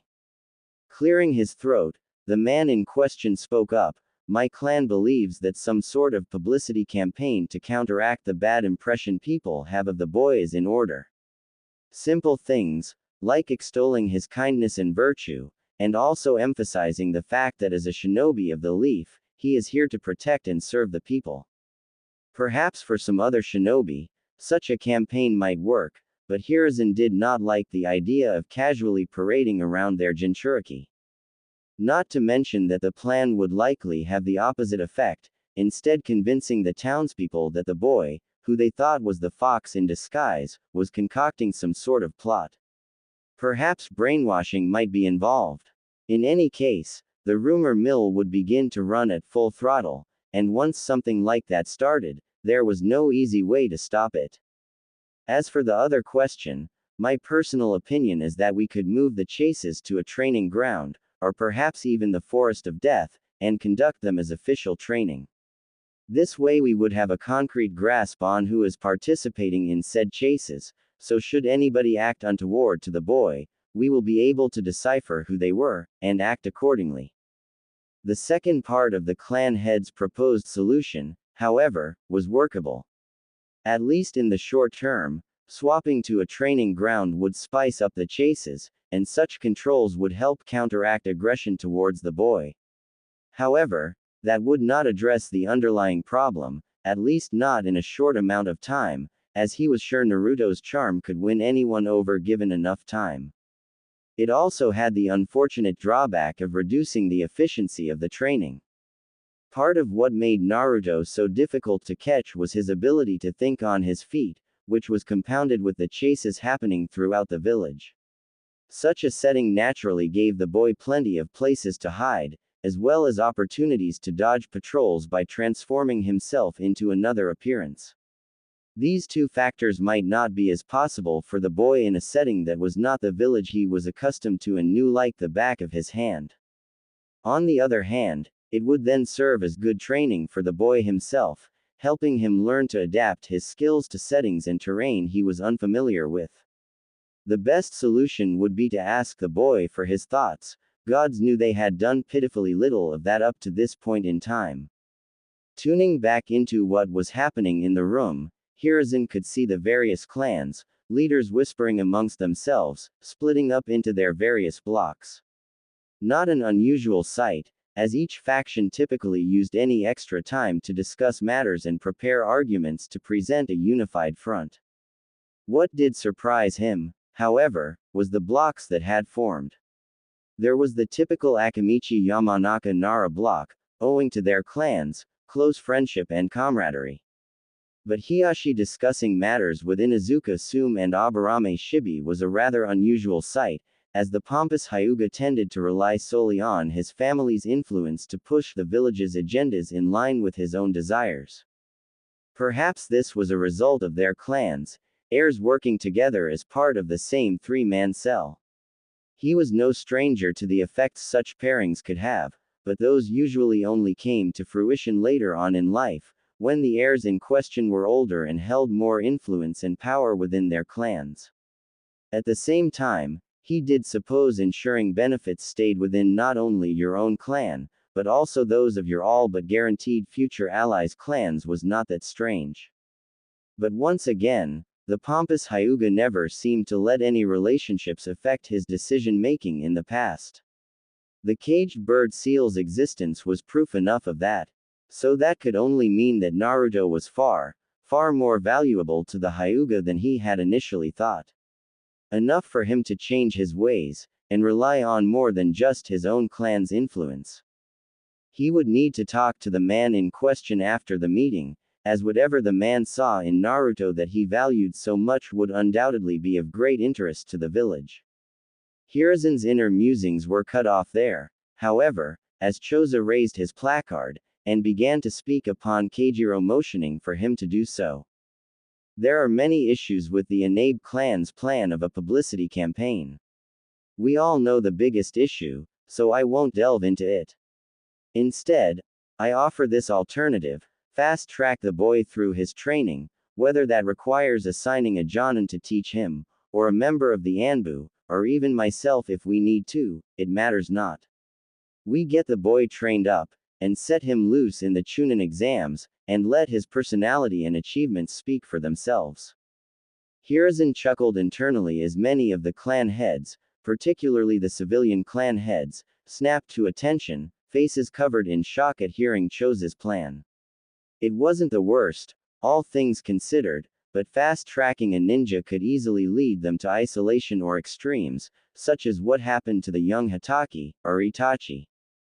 The old Hokage's expression was suddenly downcast, no longer feeling much humor from the clan heads' reactions. The mere thought of Itachi spoiled Choza's plan in his mind. The details of the plan don't actually matter. What I really want to emphasize here is the last things I said, that we should let his personality and achievements speak for themselves. Propping him up through some sort of campaign would not be the right thing to do for the boy. He doesn't need everyone to like him, he just needs a couple of fellow shinobi in his corner. The overall core of Choza's plan was solid as far as Hiruzen was concerned, but it also favored the Akamichi and Nara clans heavily. Their heirs, as far as he was aware, were already friends with Naruto from their academy days. Moving on, I second the official training idea, with an added stipulation that it occurs at least once a week for a trial period of a month or two to test things out. And then beyond that, I think the village should establish an official channel to request the boys' services outside of those trainings. Combining the pre-existing friendship with the ability to request the boys' services meant that, in all likelihood, should this plan go forward as to match Choza's vision, the Akamichi and Nara clans would always have first dibs on the boy's time. Maybe occasionally the Inuzuka might be able to wiggle in, but a more natural progression would be the Yamanaka heiress befriending Naruto, as he saw no reason for the boy to not become good friends with the whole three-man cell. Not that there were any issues with any of this, as, at the end of the day, Naruto would still end up with 3 good friends his age. But politics didn't focus on overall improvement. All the factions would see would be the monopolization of the boy's services, and that alone made Chose's plan impossible to implement in its current state. Might I propose a third path? It seemed Hiashi felt it was finally time to play his hand. A quick glance and a nod to Keijiro was all it took for Hiruzen to convince the man to allow the Hyuga's leader to speak. Not that his approval was strictly necessary, but this matter was of grave importance to him, so it was no wonder that Keijiro wanted his approval before letting the third most powerful man in the village speak freely. After all, despite his power and influence as the Hokage, the Hyuga clan held enough sway to make his life difficult if they so desired. The suggestion of my cohorts and I is that we should combine the various ideas and plans discussed so far into one united front. To that end, the Uzumaki would head 2 training sessions per week, focusing on working with the younger generations foremost. Specifically, it would be ideal to target the 3-man genin cells with this training, thereby allowing the boy to establish friendships, and strengthen pre-existing ones, with the fellows he is familiar with from his days in the academy. Simultaneously, this would allow for his fellow genin to obtain valuable experience in tracking and apprehending a target without any risk to their lives, experience that has already been obtained by the higher-ranked ninja, thus allowing us some leeway before we need to give them a turn. Hiruzen felt tempted to agree in the moment. The Hyuga had clearly been pondering on this topic since the last meeting, as it was far too polished to have been come up with on the spot. It spoke to both his sensibilities as a Hokage, as well as to his personal connection to the boy. And while doing both those things, it also was a strong starting point for a rather fair system in which the boy's talents would be put to use. The plan being too good was what stopped Hiruzen from expressing support for it. Hiashi not flexing his political capital here could only mean that he had some plan as to where it would be of better use. Which could only mean one thing, that Naruto's value to the Hyuga was not reliant on the chases themselves, but instead something specific that should be examined more closely in private. Whatever caught Hiashi's attention, if it hadn't already caught his attention before, definitely had by this juncture. This only gave Hiruzen more reason to meet with the man in private, where the true negotiations could begin. The rest of the meeting passed by in a blur, as Hiashi's plan won with overwhelming support, not unanimous, owing to some civilian clans holding out, vehemently opposed to anything related to support for the boy in question. Hiruzen noted down each of the clans in his mind, as it wouldn't hurt for his Anbu to do a little investigation into each of them. With that being said, the exact schedule regarding the trainings were to be decided through lottery at a future date. And, as part of the agreement regarding the boy's services, an avenue would be put into the mission bureau that would allow the boy, and only the boy, to see missions posted by the clans specifically for him. He wouldn't know that these missions were for his eyes only, and it would still be up to him whether or not to take on any of the missions in question, but this allowed wiggle room for unlucky clans to work with. As the final notes of the meeting were spoken, Hiruzen caught Hiashi's eye, and gave him a signal that they both understood to mean that they would be having a private meeting later in the day. This would be the first of many meetings that he would have to have in the coming days to finish clearing the way for Naruto, and it was something he should have done many years ago. Out and about, same day, his task for the day was, in theory, a simple one. Feeding an army of clones and supplying an army's worth of clones with fuinjutsu supplies was a rather expensive endeavor, that, as it turns out, was not able to be paid for, no matter how many D-rank missions one completed. Well, more accurately, No matter how many D ranks were completed without completing so many as to draw attention to oneself. Sure, he let slip to Kosuke that he could make a rather large amount of clones, and Iruka was already aware of the fact, too.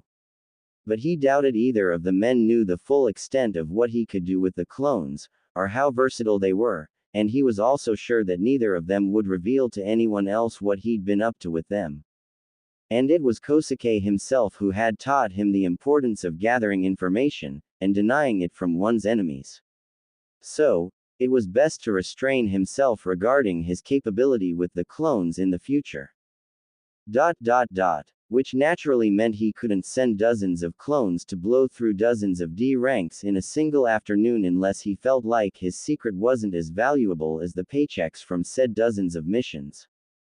Where that left the clone collective was the search for alternative employment.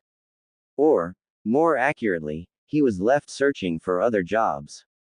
To that end, he had disguised himself as an older man, aiming for somewhat handsome in his late teens to early 20s, with short brown hair and dark brown eyes. The idea was for the face and youthfulness to give a good first impression, while still being rather forgettable overall. This was more of an information gathering run than an actual attempt at securing some work, but even then, the group as a whole had put together something they could repeatedly use. Hopefully, if he carried himself in the correct manner, they wouldn't have to burn this persona. Things weren't quite that easy in practice though. Sure, the boss had donned a plethora of disguises in the past, and fooled many people, but those were always short-term endeavors, meant to fool a person for a couple of seconds at most.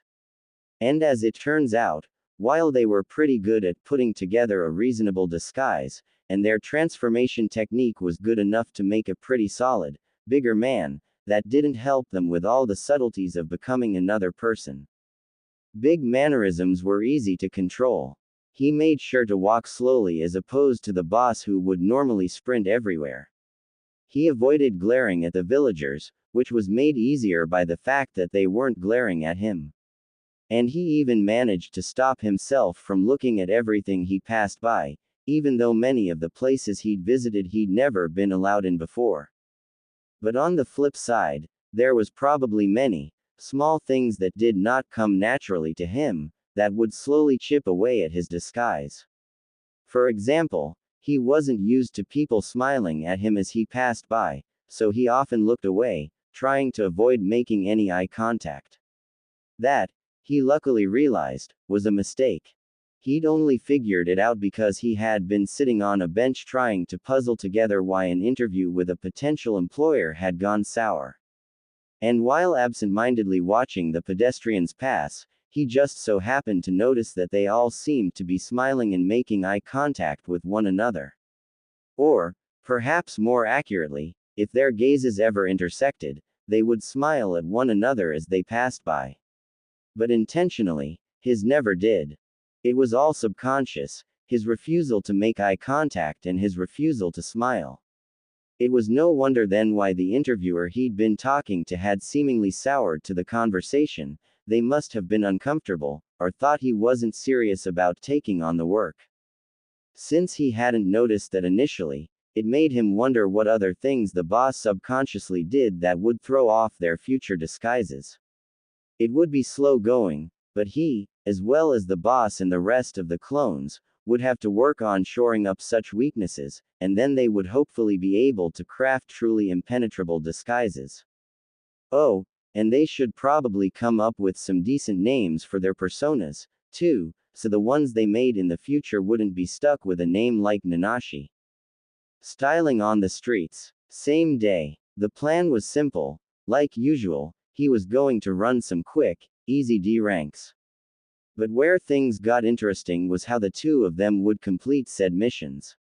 He, the clone known as Dataro, would be completing these missions and talking with clients in one of the boss's old jumpsuits.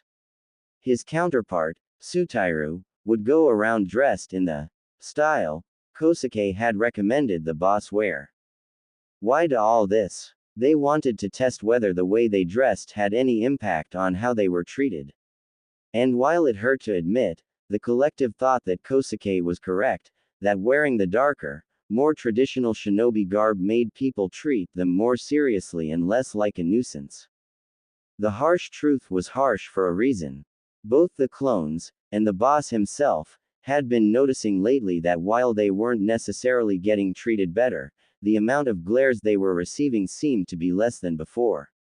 Not exactly the best evidence, as it could hardly be considered empirical, but that alone caused new thoughts and questions to emerge, and only stoked their desire to figure out whether it was actually the case. There was also a debate of whether this difference in treatment was a result of him changing his style, or if his reputation was improving instead. Although he'd only been a genin for a short while, he'd completed a rather large amount of D ranks thus far, which had to have been helping in some way. At the very least, it couldn't have been hurting his reputation more than his pranks did. As amazing as many of them were, he could see how some people might have been a bit cross with him over them. Or maybe, just maybe, they were still upset over the whole Jinchuriki thing.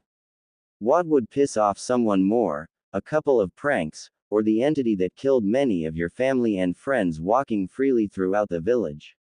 It was hard to say, but Iruka had made the boss promise to prank people less often, and didn't bother to create a different promise around killing people in the form of a large fox, so it was kind of obvious which one was a worse crime in the townspeople's eyes. Or maybe, he was just really pissed off at the moment.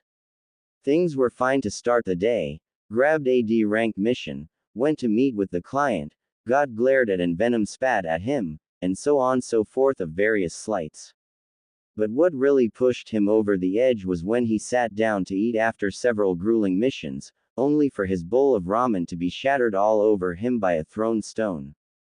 A line was crossed. He wasn't going to say the fox was right for what it did, but he certainly understood some strong reasons to attack a village. His vengeance was already playing out in his mind, and his hands might have been moving to act out, only for Sutairu to finally stop in, his portion of the project finished for the day. I know we all love ramen, it's the food of the gods, after all. But tell me, does such a love justify coating yourself in it? Sutairu picked a stray noodle off the bench, tossing it aside as he sat down. Dataro lunged for the impertinent clone's neck, ready to snap it. Before his hands could reach him, however, said clone used the substitution jutsu, completely avoiding his attack, and instead of a neck, he found a bowl of ramen in his hands. Is that a good enough apology? I kind of figured you might be a bit tense from what you would experience today, but that was a little bit extreme, didn't you think? His counterpart did make a good point, but he'd do the same thing under the same circumstances. Sounds like your day went a lot better then, You gave up your ramen willingly, after all. Some dots were easier to connect than others. He glimpsed at Sutairu out of the corner of his eye, more focused on slurping up ramen than what his fellow clone had to say. The long pause before he spoke did give Dataro pause, however. And wanting to hear what he had to say about the day's experience, he followed up, you not talking because it went a bad sort of well. Like an infinite ramen for today, but no more after that sort of situation. Or are you just thinking? The comment did seem to snap Sutairu out of his stupor, but it was still several extra moments before he opened his mouth. Your example was spot on. Short of it is this, the new style is effective to a degree.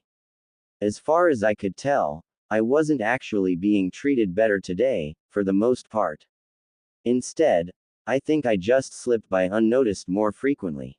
That made some bits of sense, but some clarification was necessary to ensure they were on the same page here. As in, people didn't pay as much attention to you throughout the day. Or were you trying to sneak around for some reason? No sneaking. People just didn't pick me out as readily in a crowd, so they didn't know I was there to glare at. They both knew that this meant Kosuke was right, in a way. But they had to experiment further to see exactly how treatment might differ based on how they appeared, Do you think it's worth it to try this all again but with some of us transformed? Sutairu looked intrigued and focused at his question. Was it a bad idea? Or was there something there? Why stop at just transforming some of us? Couldn't we have some not only transformed, but wearing different things and testing how the civilians respond? Now that got him thinking, if they were going that far, why not go all the way? Why stop there? We could try different faces, different builds, and heck, we could even try transforming into women. Eventually, we kind of don't know much about how to make that work correctly. This little experiment of theirs seemed to be heading to much deeper territory than they ever thought it would.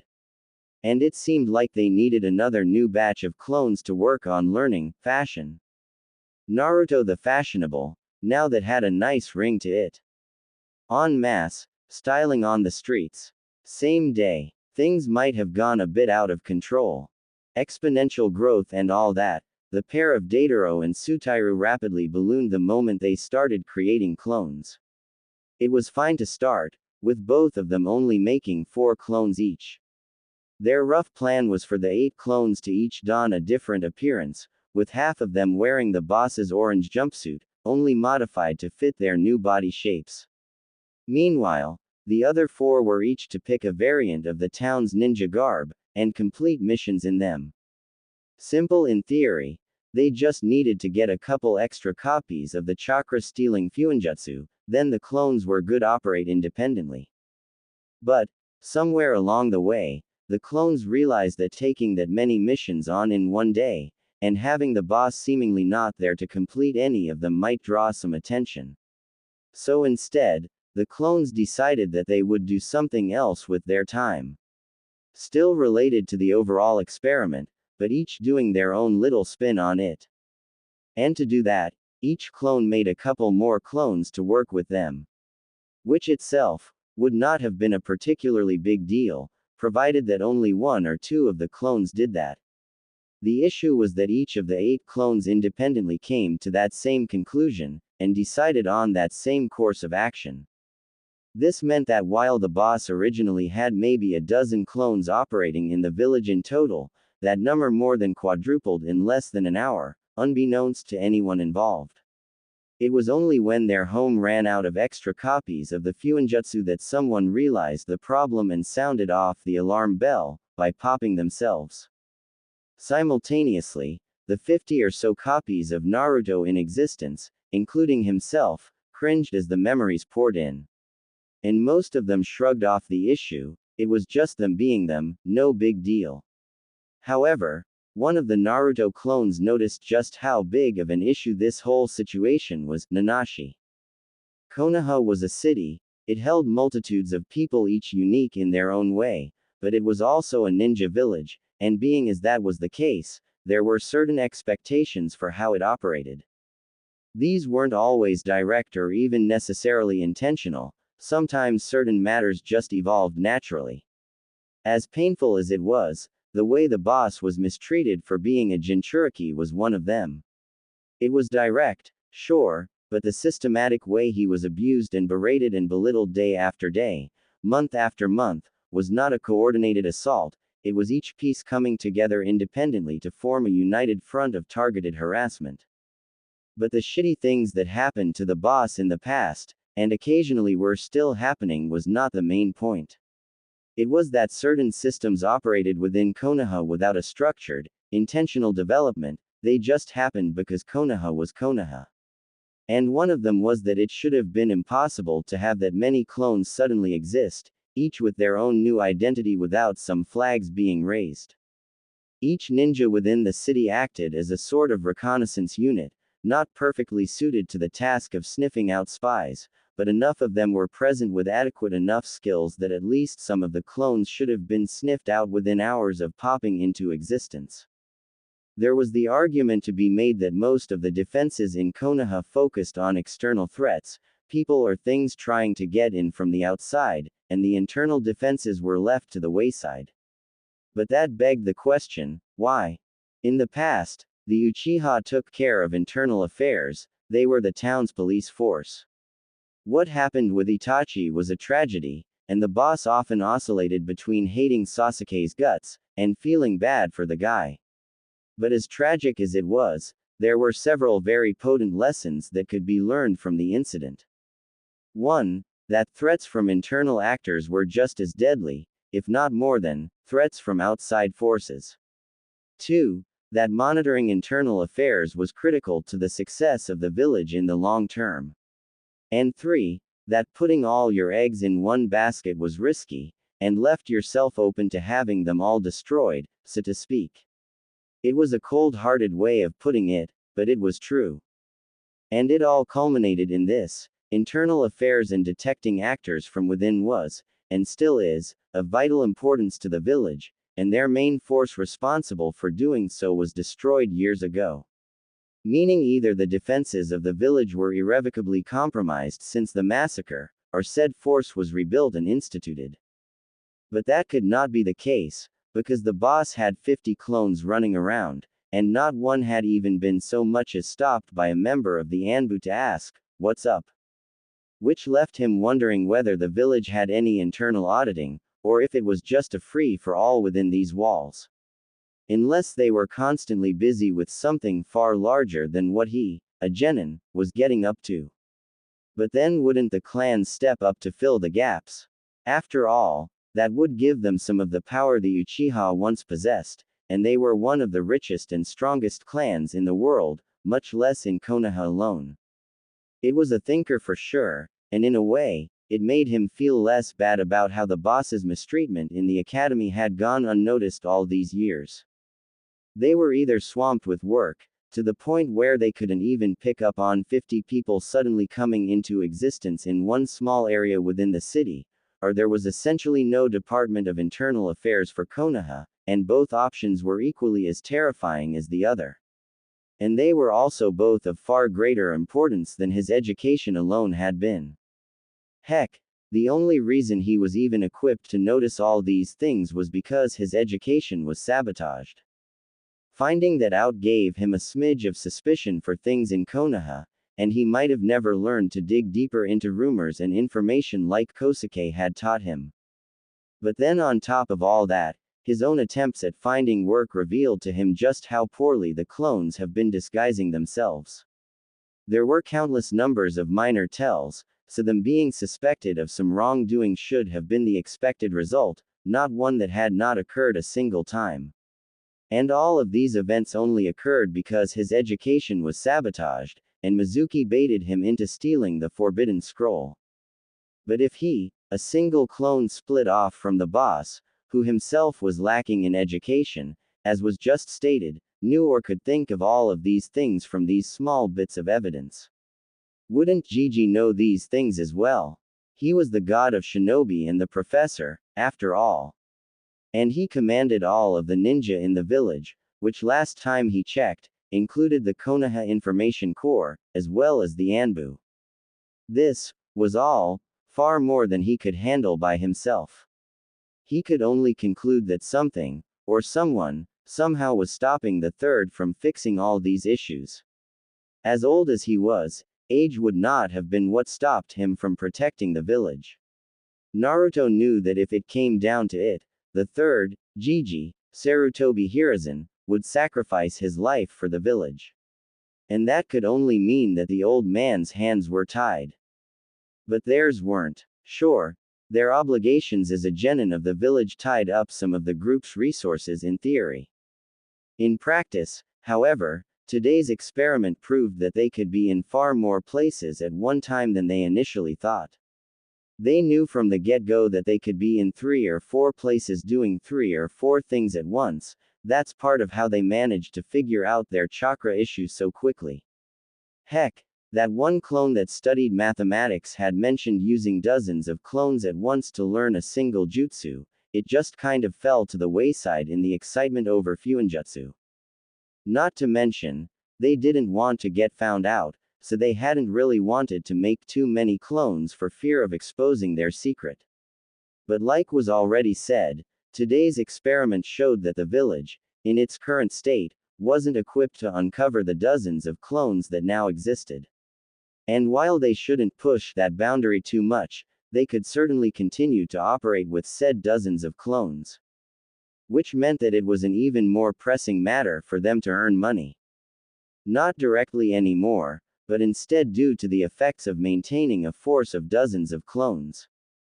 Fuinjutsu had a habit of burning out given enough time, especially considering the materials they were using, and the scroll each clone was using would have to be replaced eventually. This cost could be offset a bit by the clones eating more food, as while food could not sustain each clone indefinitely, it did still provide some chakra. And each bit of chakra a clone got from eating food was a bit less chakra they needed to get from using the Fuinjutsu. So once again, they then needed money not only for producing new scrolls, but also for buying food. And this all was not even mentioning the fact that they needed to find some sort of place that was out of the way, and not visited often, if ever, for the clones to live in and operate from. At least, they did if they wanted to continue to keep this all a secret. Considering the possibility of saboteurs and spies within Konoha, it would be beyond stupid for them to reveal themselves at this juncture. So something like a secret hideout was necessary. That was awesome. Reasons for needing one notwithstanding, a secret hideout for his secret ninja force. He was practically stealing the idea straight from Ninja 101. In theory, Konoha was supposed to be somewhat of a secret hideout, village hidden in the leaves and all that. Of course, it had long since evolved past that point, but he was sure there had to be some hidden bases throughout the city. Would it be so bad for the boss to add another to the mix? He had done a lot of thinking since the clone had burst itself. And while it wasn't really any good news, it was good that they learned of it. Naruto's apartment. Morning. The next day. Nanashi's revelations about the internal affairs of Konoha came as a shock to the collective. They already knew about sabotage targeting the boss, but that was a lot easier for them to accept, being a Jinchuriki and all, than the realization that Konoha as a whole was vulnerable. And now that they were in the know regarding the situation, it was rather obvious. The Nine Tails attack, the Fourth's death, the Uchiha massacre, and who knows what else had left the leaf with a scattered hierarchy, where the head of the system had been killed and replaced with his predecessor. Granted, the third was experienced and wise and powerful, but he had been retired. Getting back into the swing of things, especially with half the village destroyed, made it easy to leave some things to the wayside. He sometimes wished the man had done more to protect him, at least from some of the daily harassment from the villagers. And to the man's credit, he probably did do so for some time, as there was no reasonable way for him to have survived within the village since infancy, without parents, unless the third had been protecting him. But the Uchiha massacre was likely the straw that broke the camel's back. The old man had to have been dog-tired even before then, having to work to rebuild the destroyed parts of the village, reinforcing the fractured system of shinobi, and fixing the economy that had been razed to the ground was more of a burden than one man should have had to carry. And he didn't have a lot of help doing it all. Sure, the clans pitched in, and he did command the shinobi of the village, but even those closest to him, his students, the Sannin, weren't really around to help with things. They could have provided valuable expertise and leadership in the months and years the village was lacking them. So instead the Uchiha stepped up, expanding their policing work, taking on more missions, and mending every crack that had formed in the village.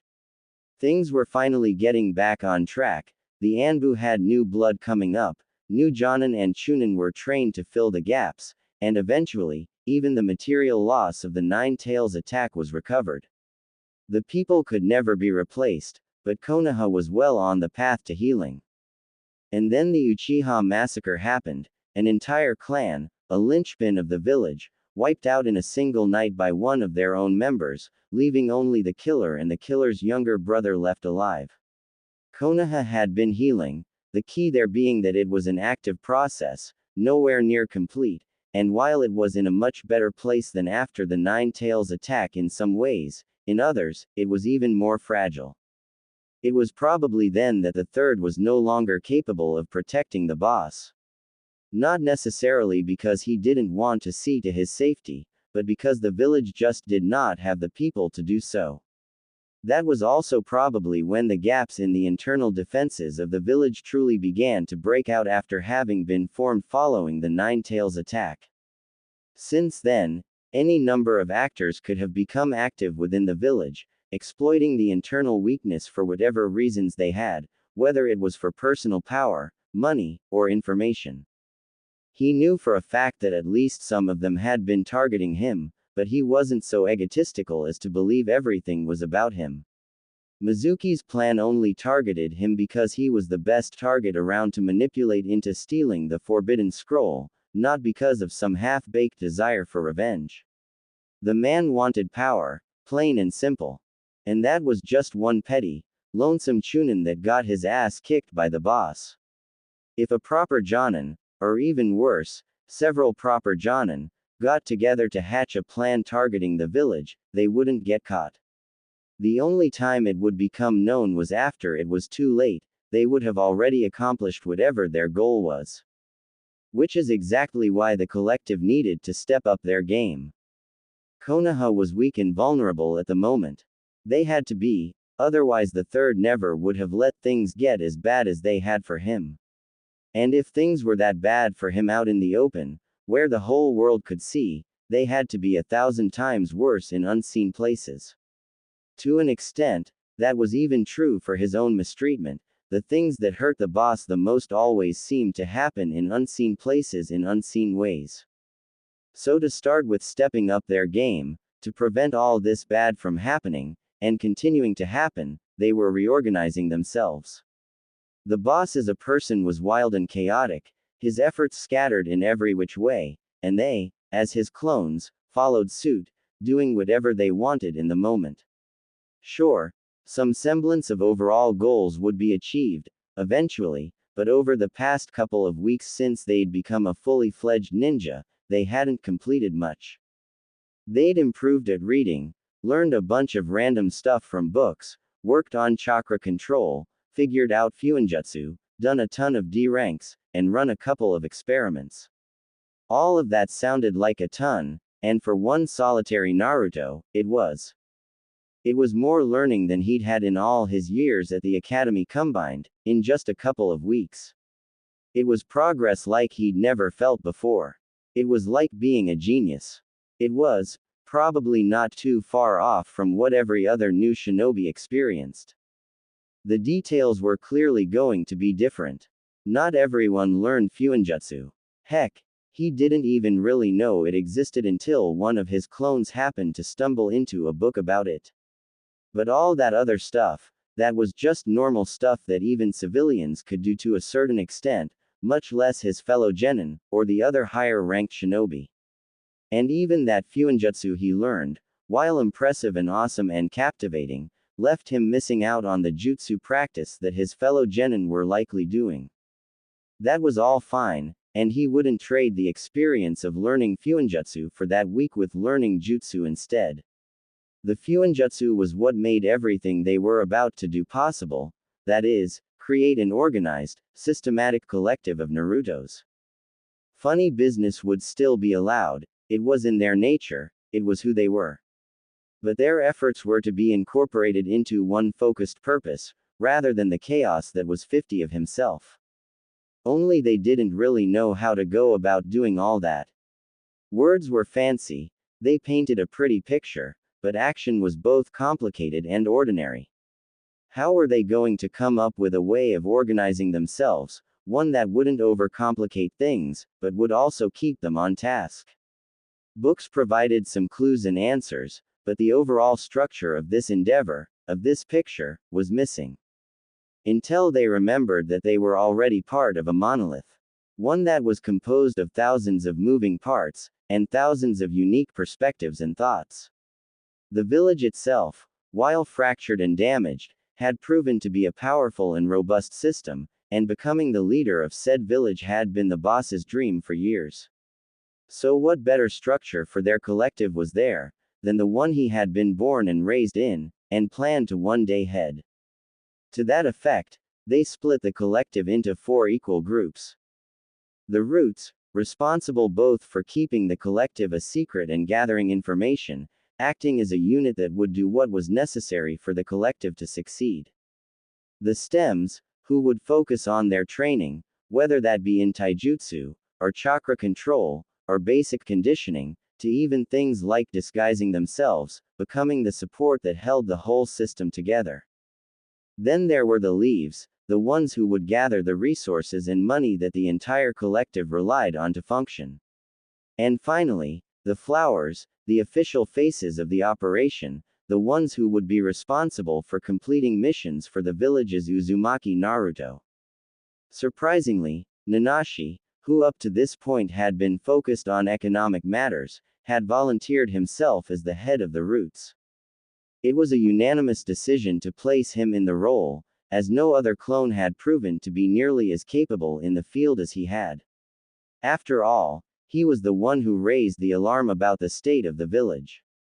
The other leaders would be chosen in time, as no clone really stood apart from any other to head one of the units.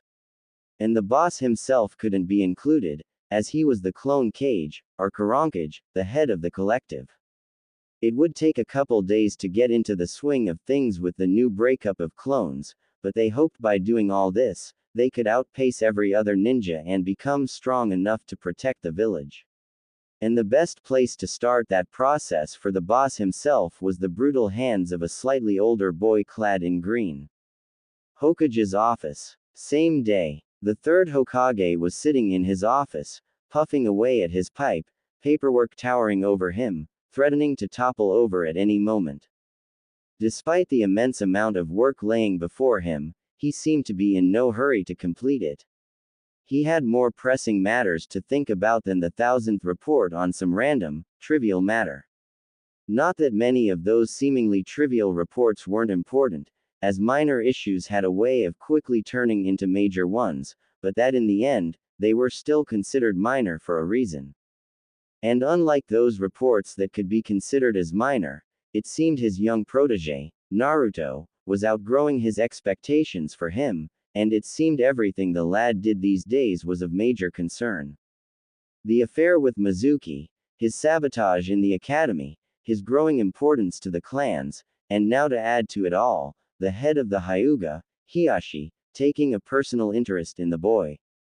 He was his parents to a T. All the troubles he caused in his academy days, whether they were his fault or not, was just like how his mother had been. And he clearly inherited his immense potential as shinobi from them, only it took him graduating for it truly begin to sprout. Once the situation in Konoha stabilized some more, he'd have to see if he could take a couple days off to work personally with the boy, and hopefully he could bring his grandson along to introduce the two while he was at it. He was sure it would be good for the two of them, especially since he could see them becoming fast friends. But sadly, such a day was still far off in the future. For now, he'd have to be content with the meeting he was about to have with Naruto. It was a small thing, informing him of his new assignment, but doing it himself had some meaning to it, to be the first to congratulate the boy on the new milestone he'd achieved. There was also the matter Hiashi had arranged for the boy, one that had gotten his own stamp of approval for obvious reasons. After all, how could he not approve the man's plan? Initially, he figured the secret meeting with Hiashi would be a negotiation for priority rights to the boy's services. And that assumption had been entirely correct. What surprised him, however, was what the man planned on hiring the boy for. The meeting before last had come with the revelation that chasing Naruto, for whatever reason, whether it was the stress of doing so, or just pure emotions at work, seemed to help with the Hyuga activating their Byakugan for the first time. So naturally, he assumed that Hiashi wanted to hire the boy to help activate the dojutsu of his clansmen. To his credit, that assumption was also technically correct, but that was not the first thing Hiashi wished to do by employing the boy's services. The first thing he wanted to do was study the boy's transformation technique. How could he not be shocked by such a revelation? What interested the man the most about the boy was his usage of an E-rank technique, one that every academy student had to learn prior to graduation. And Hiruzen had no choice but to agree with him that it was, indeed, a more pressing matter than having more Byakugans fully activated. The transformation technique was an interesting jutsu, as it changed a person's physical form to that of another. To achieve this effect, and fully convince another of the transformation, they had to account for many minor details, weight distribution, texture, size, and even scent. For every minor detail that was off, it was that much easier for the disguise to be detected. Even knowing this, there were certain limitations that no ninja had been able to overcome, which limited this jutsu to classification as E rank. A couple of said limitations were that while increasing your weight with the jutsu was a rather easy affair, decreasing your weight made the jutsu exponentially more difficult to pull off, to the point where becoming even half of your weight was nearly impossible. The only people who could reliably pull it off were ones donning a form they were extremely familiar with. In a similar vein, anything too small or too large was also nearly impossible to pull off correctly, regardless of weight, as detailed work with the transformation became tricky at either extreme. And finally, each change was surface level. Giving yourself larger muscles through transforming wouldn't make you any stronger, but more importantly, since your chakra network remained the same, the Byakugan of the Hyuga could see right through any transformation. All these things had two caveats to them: if one trained enough, theoretically they could become skilled enough in one or two forms to break these restrictions.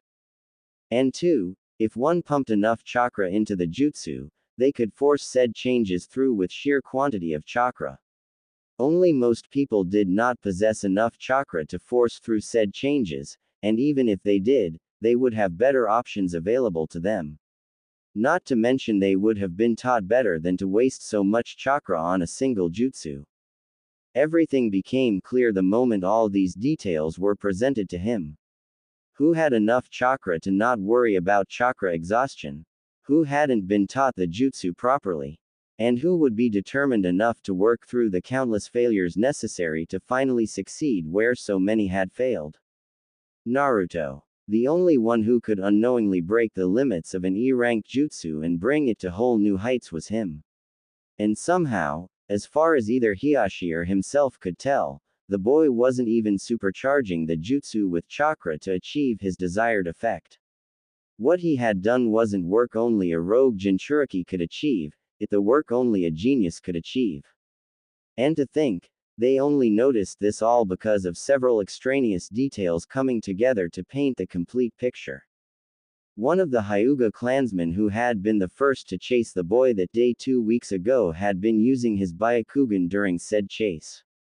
Said clansman had hopped into the alleyway after the boy, only as if like magic, with barely a hint of chakra usage, the boy had disappeared. At the time, they'd figured on some manner of substitution, to where, none of them knew, but that scattered out to continue the search. It was after the boy had taken the rock to the head that his abilities really started to show themselves. It was mere coincidence, the young Hyuga that had awakened his Byakugan that day during said chase caught a slight glimpse of the boy transforming into a rat midair. Only said Hyuga's inexperience came in handy, as said clansman had mentioned having difficulties tracking Naruto through the air following his transformation, and that he only noticed anything initially due to the small pulse of chakra the boy had used to transform. These few details, combined with a couple other minor ones, like the route the boy took during the chase, revealed the whole, startling picture.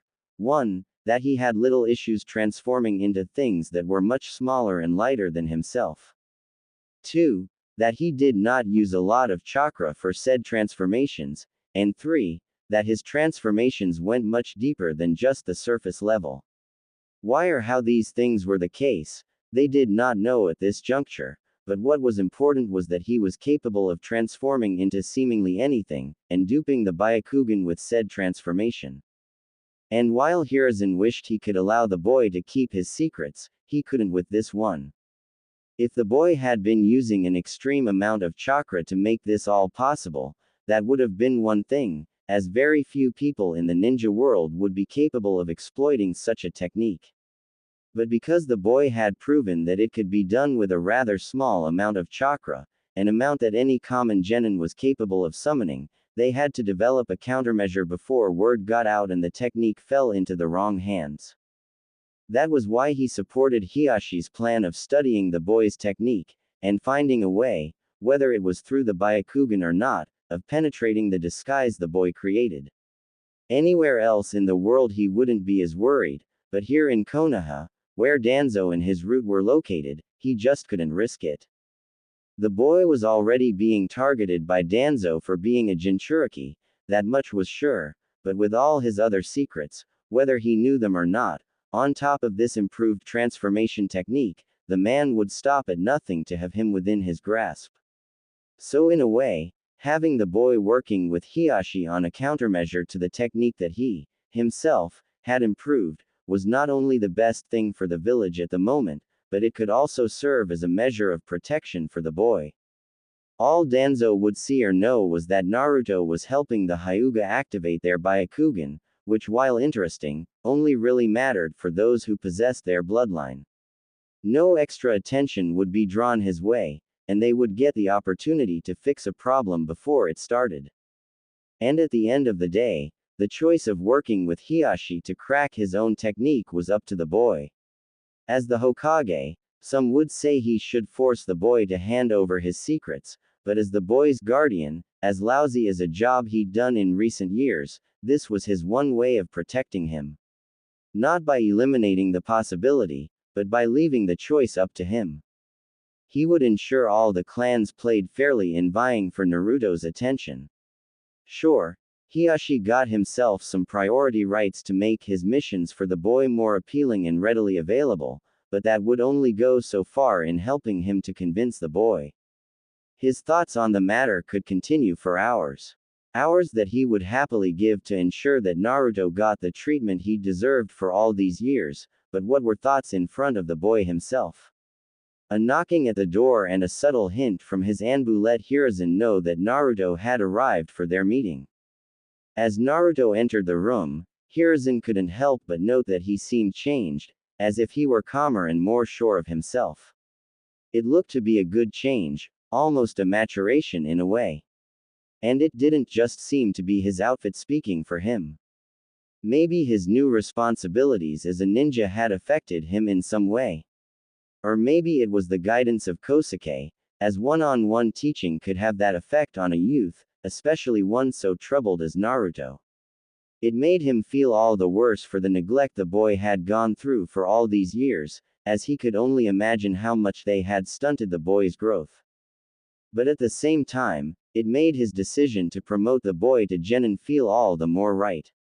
If he'd been left in the academy for another year, or been kicked out of it, he could only imagine what rot might have festered in the boy's mind. And instead of that rot, here he found a wonderful, young sapling growing strong almost entirely on his own. It was clear to him. The boy had grown a vast amount in the couple of weeks since he'd graduated, and yet he was still largely that same, fun-loving boy that had won Iruka and himself over. Sure, his new outfit was stylish, and possibly inspired by his own shinobi wear, but even from here he could see various stains and scuff marks marring the clothes. His hands looked dirty, with sweat at his brow, and that ever-present grin was still on his face. He'd probably called for the boy in the midst of his training. It seems I've pulled you from your training. What has young Naruto been working on today? Some new jutsu? He was genuinely curious. The boy had somehow improved the transformation technique, after all, so whatever jutsu he was likely to be working on had to be something great. The boy's answer surprised him. No, not today, Gigi. I met up with bushy brows for some taijutsu practice. Well, taijutsu practice isn't so accurate to say as much as physical conditioning, you know, push-ups, running, jumping, and the like. Did you know he trains with these things called chakra weights? I don't get how he manages to train so much with that much weight. Of all things, the boy was working on his physical conditioning. Granted, it was of vital importance for any ninja to have a well-tempered body, and Naruto was already quite gifted in that aspect, so more training would only bring even greater benefits to him. But this was also Naruto they were talking about, the kid who he felt he'd just been talking with a couple months ago about shooting off fireballs and causing rock tsunamis. The boy had definitely grown in ways he never would have predicted only a month ago. Working on the basics, that's good, having a solid base will never let you down. And I'm sure you're aware, but strengthening your core strengthens everything else that you do. Yeah, and bushy brows is some sort of taijutsu specialist, too. So who else better to learn from than a guy who only focuses on that one thing? That much was true. While Hiruzen wasn't as familiar with this, bushy brows, he was quite well acquainted with his master, Might Guy, and his mastery of taijutsu was close to a thing of legends. It was good that Naruto was making friends his age, especially one so driven to succeed as a ninja. Hopefully the two would stoke each other's will of fire, and overcome any obstacles in their paths as ninja together. But as much as he enjoyed hearing about his protege's life and training, this meeting was called for actual work, not a social visit. Well then, Naruto, as much as I enjoy our chats, I called you here today to assign you with some work. He kept it short, letting his words sink in. As close as the two were, it wasn't every day that he, as the Hokage, personally assigned a mission to one of his ninja. That honor tended to be reserved for the likes of S-rank missions, and while the boy probably did not fully understand the implications, he did understand the weight of the title, Hokage. To his credit, the boy's demeanor adjusted to the new atmosphere within moments. It was as if he was taken in by a genjutsu. One moment he was the same brat he knew, and in the next, a ninja. For the third time in this meeting alone, Naruto had surprised him. Are we talking about a proper mission here? Or something else? And what type of work exactly? Although the boy hadn't worded it exactly how he imagined he would, it held more or less the same meaning, so the answers to his questions came to mind quickly. Technically this could be considered a proper mission for Konoha, but it's not of a type we've done before. Or at least, not done in this manner. Before I explain exactly what it entails, I'd like to give you a brief glimpse of how this mission came about, if that alright. Hiruzen watched the boy think for several long moments, brow furrowing, as if he were wrestling with something inside his mind. What he had said shouldn't have given the boy such pause. Perhaps he was getting hung up on the uniqueness of the mission. The details would become clear to him in short order, so there must have been something else there. If only Root hadn't marked his Anbu so intently, he could have had one of them investigate into this matter further, but he couldn't risk tipping off Danzo about the boy's many peculiarities. Besides, he trusted the boy. Whatever it was that he was pondering so deeply probably was not of any major concern for the village. And if he really thought about it, why couldn't he just ask the boy directly? Worst case he refuses to talk, best case he can help him with his thoughts. I do want to continue this meeting, but let me ask first, what's got you thinking so hard I can see smoke coming from your ears? Oh, sorry, it's not too big a deal, but during my first meeting with Kosuke, he taught me about rumors and information and whatnot, and thinking deeper about things, you know. And I was thinking of two things just now. The first was I was trying to predict what this mission might entail. For practice. And two, I was thinking about things related to me, and why I'd be assigned a personal mission, one that is seemingly pretty special, and trying to set up a framework to think about the details you were about to tell me. Fourth. That was the fourth time he'd been surprised by Naruto this meeting. It was no wonder he'd thought the boy had calmed down and matured. What Kosuke had taught him practically forced him to. That way of thinking, combined with his knack for pulling off crazy plans, like all his pranks throughout the years, made for a rather potent combination. Especially considering how naturally the boy seemed to be employing the skill, it was like giving a tiger wings. That's a good habit for a ninja to have, it will serve you well during your career. But try being a bit more subtle about it in the future, as stopping for so long to think will gives your enemies an opportunity to strike, and can forewarn them that you've sniffed something out. Also, it's good to be able to continue to operate, whether it's having a conversation or even fighting, while thinking so deeply. It'll be rough going at first, but with practice, it becomes second nature. Every good ninja picks up the skill at some point, you just started a bit earlier than most. His desire to teach the boy was overwhelming him, and he almost lost sight of the reason for this meeting. An exaggeration, of course, as he'd long become accustomed to thinking about several things at once, and wasn't nearly old enough to be senile. At the same time, he really needed to move this conversation forward, else he actually did risk giving up on it in favor of working with the boy. He just had that way of bringing out hidden reserves of energy in people.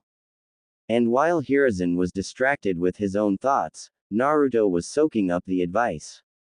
He could see it on the boy's face, several subtle shifts occurring as he simultaneously continued his deep thoughts, whilst also splitting off a portion of his attention to continue the conversation.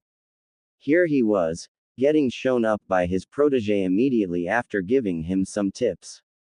Let's get back to your mission though, and how it came about. Every 2 weeks the various clan heads of Konoha get together for a meeting. We discuss a variety of topics, from laws to economics to recent events. Anything and everything could realistically be brought up at one of these meetings, as it is a forum for the clans to give their opinions and thoughts about the affairs of the village. Hiruzen noted, as he spoke, that Naruto's face was shifting from one of contemplation to one of mixed feelings and thoughts. There was a bit of fear, a bit of confusion, and a bit of curiosity. Clearly Kosuke hadn't quite got around to covering how to hide one's emotions during his lessons with the boy. Taking the opportunity where he saw it, Hiruzen delayed his next words, letting the boy come to his own conclusions about what words might follow next. And the moment that fear and confusion and curiosity peaked, the moment his young protege was about to break the silence, he broke it instead. Naturally, that prank you pulled 2 weeks ago was included in one of said meetings. And can you guess what the clan heads had to say about it? What they wanted to do about said prankster? He let those words linger in the air. Let the fear fester inside Naruto's mind. His own clan had been pranked during said incident, and it wasn't that easy to get Orange out of pristine white robes. Needless to say, this was his way of pranking Naruto back, and getting a little bit of revenge. Am I gonna be executed? Hiruzen had no clue how he managed to keep the laugh in, but the moment he heard Kuma's snickering echo out, he couldn't contain his raucous laughter anymore. Even as he laughed, he kept his eyes on Naruto's face, tracing every change in emotion from the initial fear and confusion, to a look of understanding and betrayal, before the smile re-emerged, and so did his own laughter. You got me good, Gigi.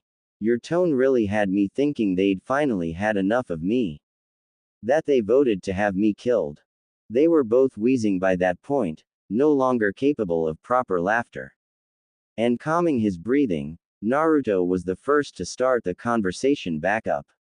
So really, what exactly did you all talk about that ended up with me being chosen for a special mission? No, we actually did have a discussion about your prank. The smile fell from his face as the worry returned.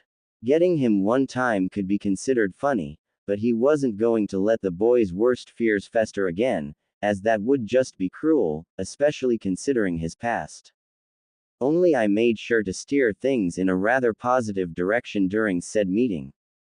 Then, in the follow-up meeting 2 weeks after that one, we held a vote, and agreed to put your talents to good use. His heart hurt at the immediate relief that washed over the boy's face. Honestly, he'd thought the boy mentioning execution was a bit of a reversal of his prank, like they were both in on the joke. But there was a chance that he actually thought execution was on the table, for a prank. As widespread as it was, at the end of the day it was a prank, and the only one who got harmed as a result of the prank was the boy himself during the chase that followed. Things had been much worse for the boy than he'd thought, and his thoughts were already in a dark place. The success of this special mission for the boy was that much more important then, as he needed reliable friends and comrades to heal a hurt like that. It was lucky that Iruka had picked up the slack where he, the Hokage, and the boy's guardian, had failed. He needed to be better, and to do better. But he just couldn't. His hands were already far too full, and he was just too old to fulfill the roles he'd been placed in. Root was a thorn in his side, preventing his Anbu from being used to their full potential. And without them to monitor internal affairs, he was forced to work with the clans more than he wanted to just so he was not blind within his own village. The external affairs of the village could be put to the wayside for a bit. It was time for the inside to be cleaned out, and there was one man for the job. His student and spymaster, Jiraiya. After this meeting, he would recall him to the village to oversee internal affairs, and it would give him a good opportunity to finally meet his godson. Is that it? So what? My mission is pranking people. He'd been too caught up in his thoughts once more. He might not be too old yet, but the effects of aging were clearly taking a toll on him. All the more reason for Jiraiya to return.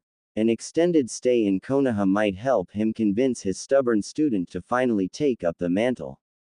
That, however, was for future him, and for now, since he seemed to be having trouble focusing on more than one thing at once, he would return his full attention to Naruto.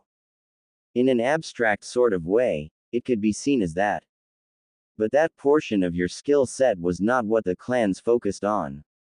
Instead, it was the resulting chases that interested them.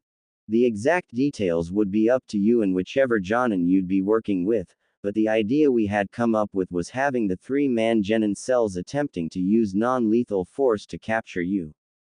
Ideally, these trainings would take place both in the village, and in the surrounding forests to give everyone involved a variety of experience.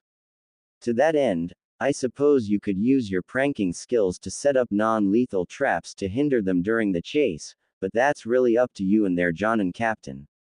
That's awesome. Does training other Genin mean I'm better than them? Because if that's the case, Sasuke's gonna be pissed. As opposed to his outward excitement and the words he was saying, Hiruzen detected a hint of reticence within his protege.